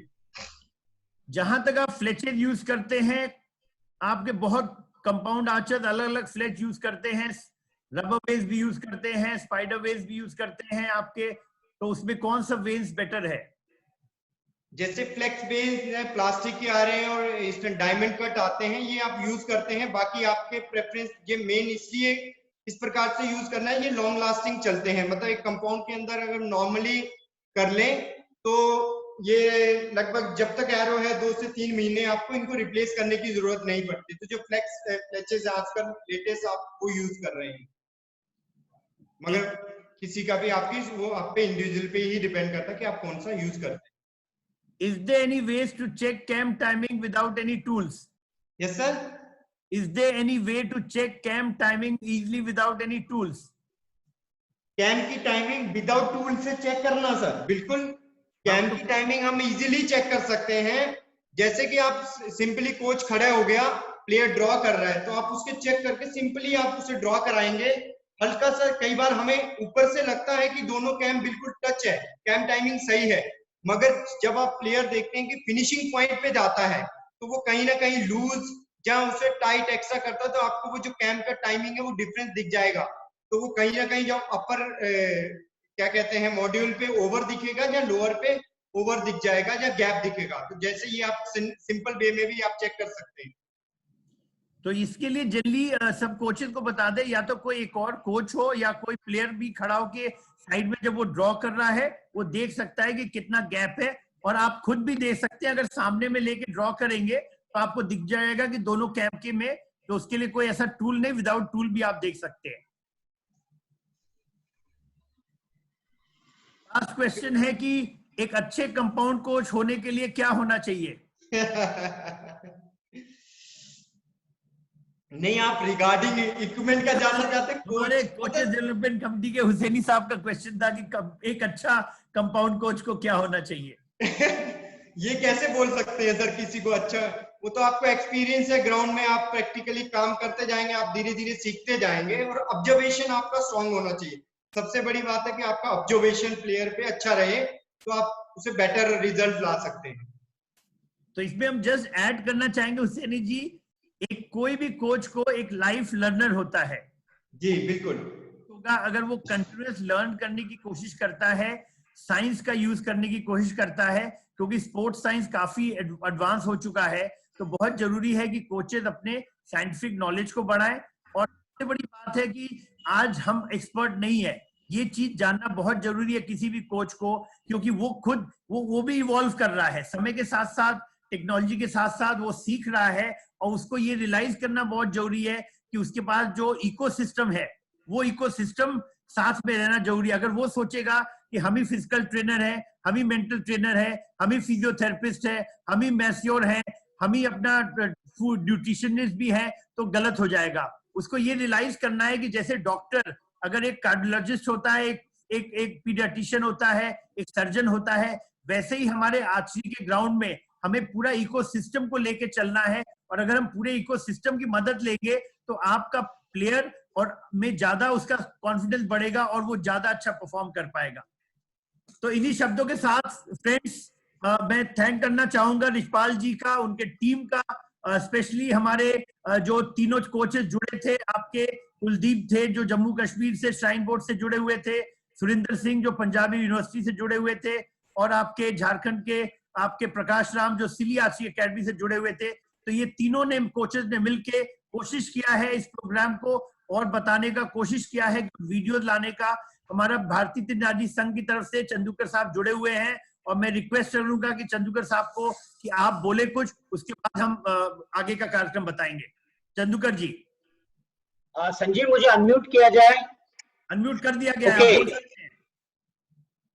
Richpal ji, I am really thankful, I really proud of you.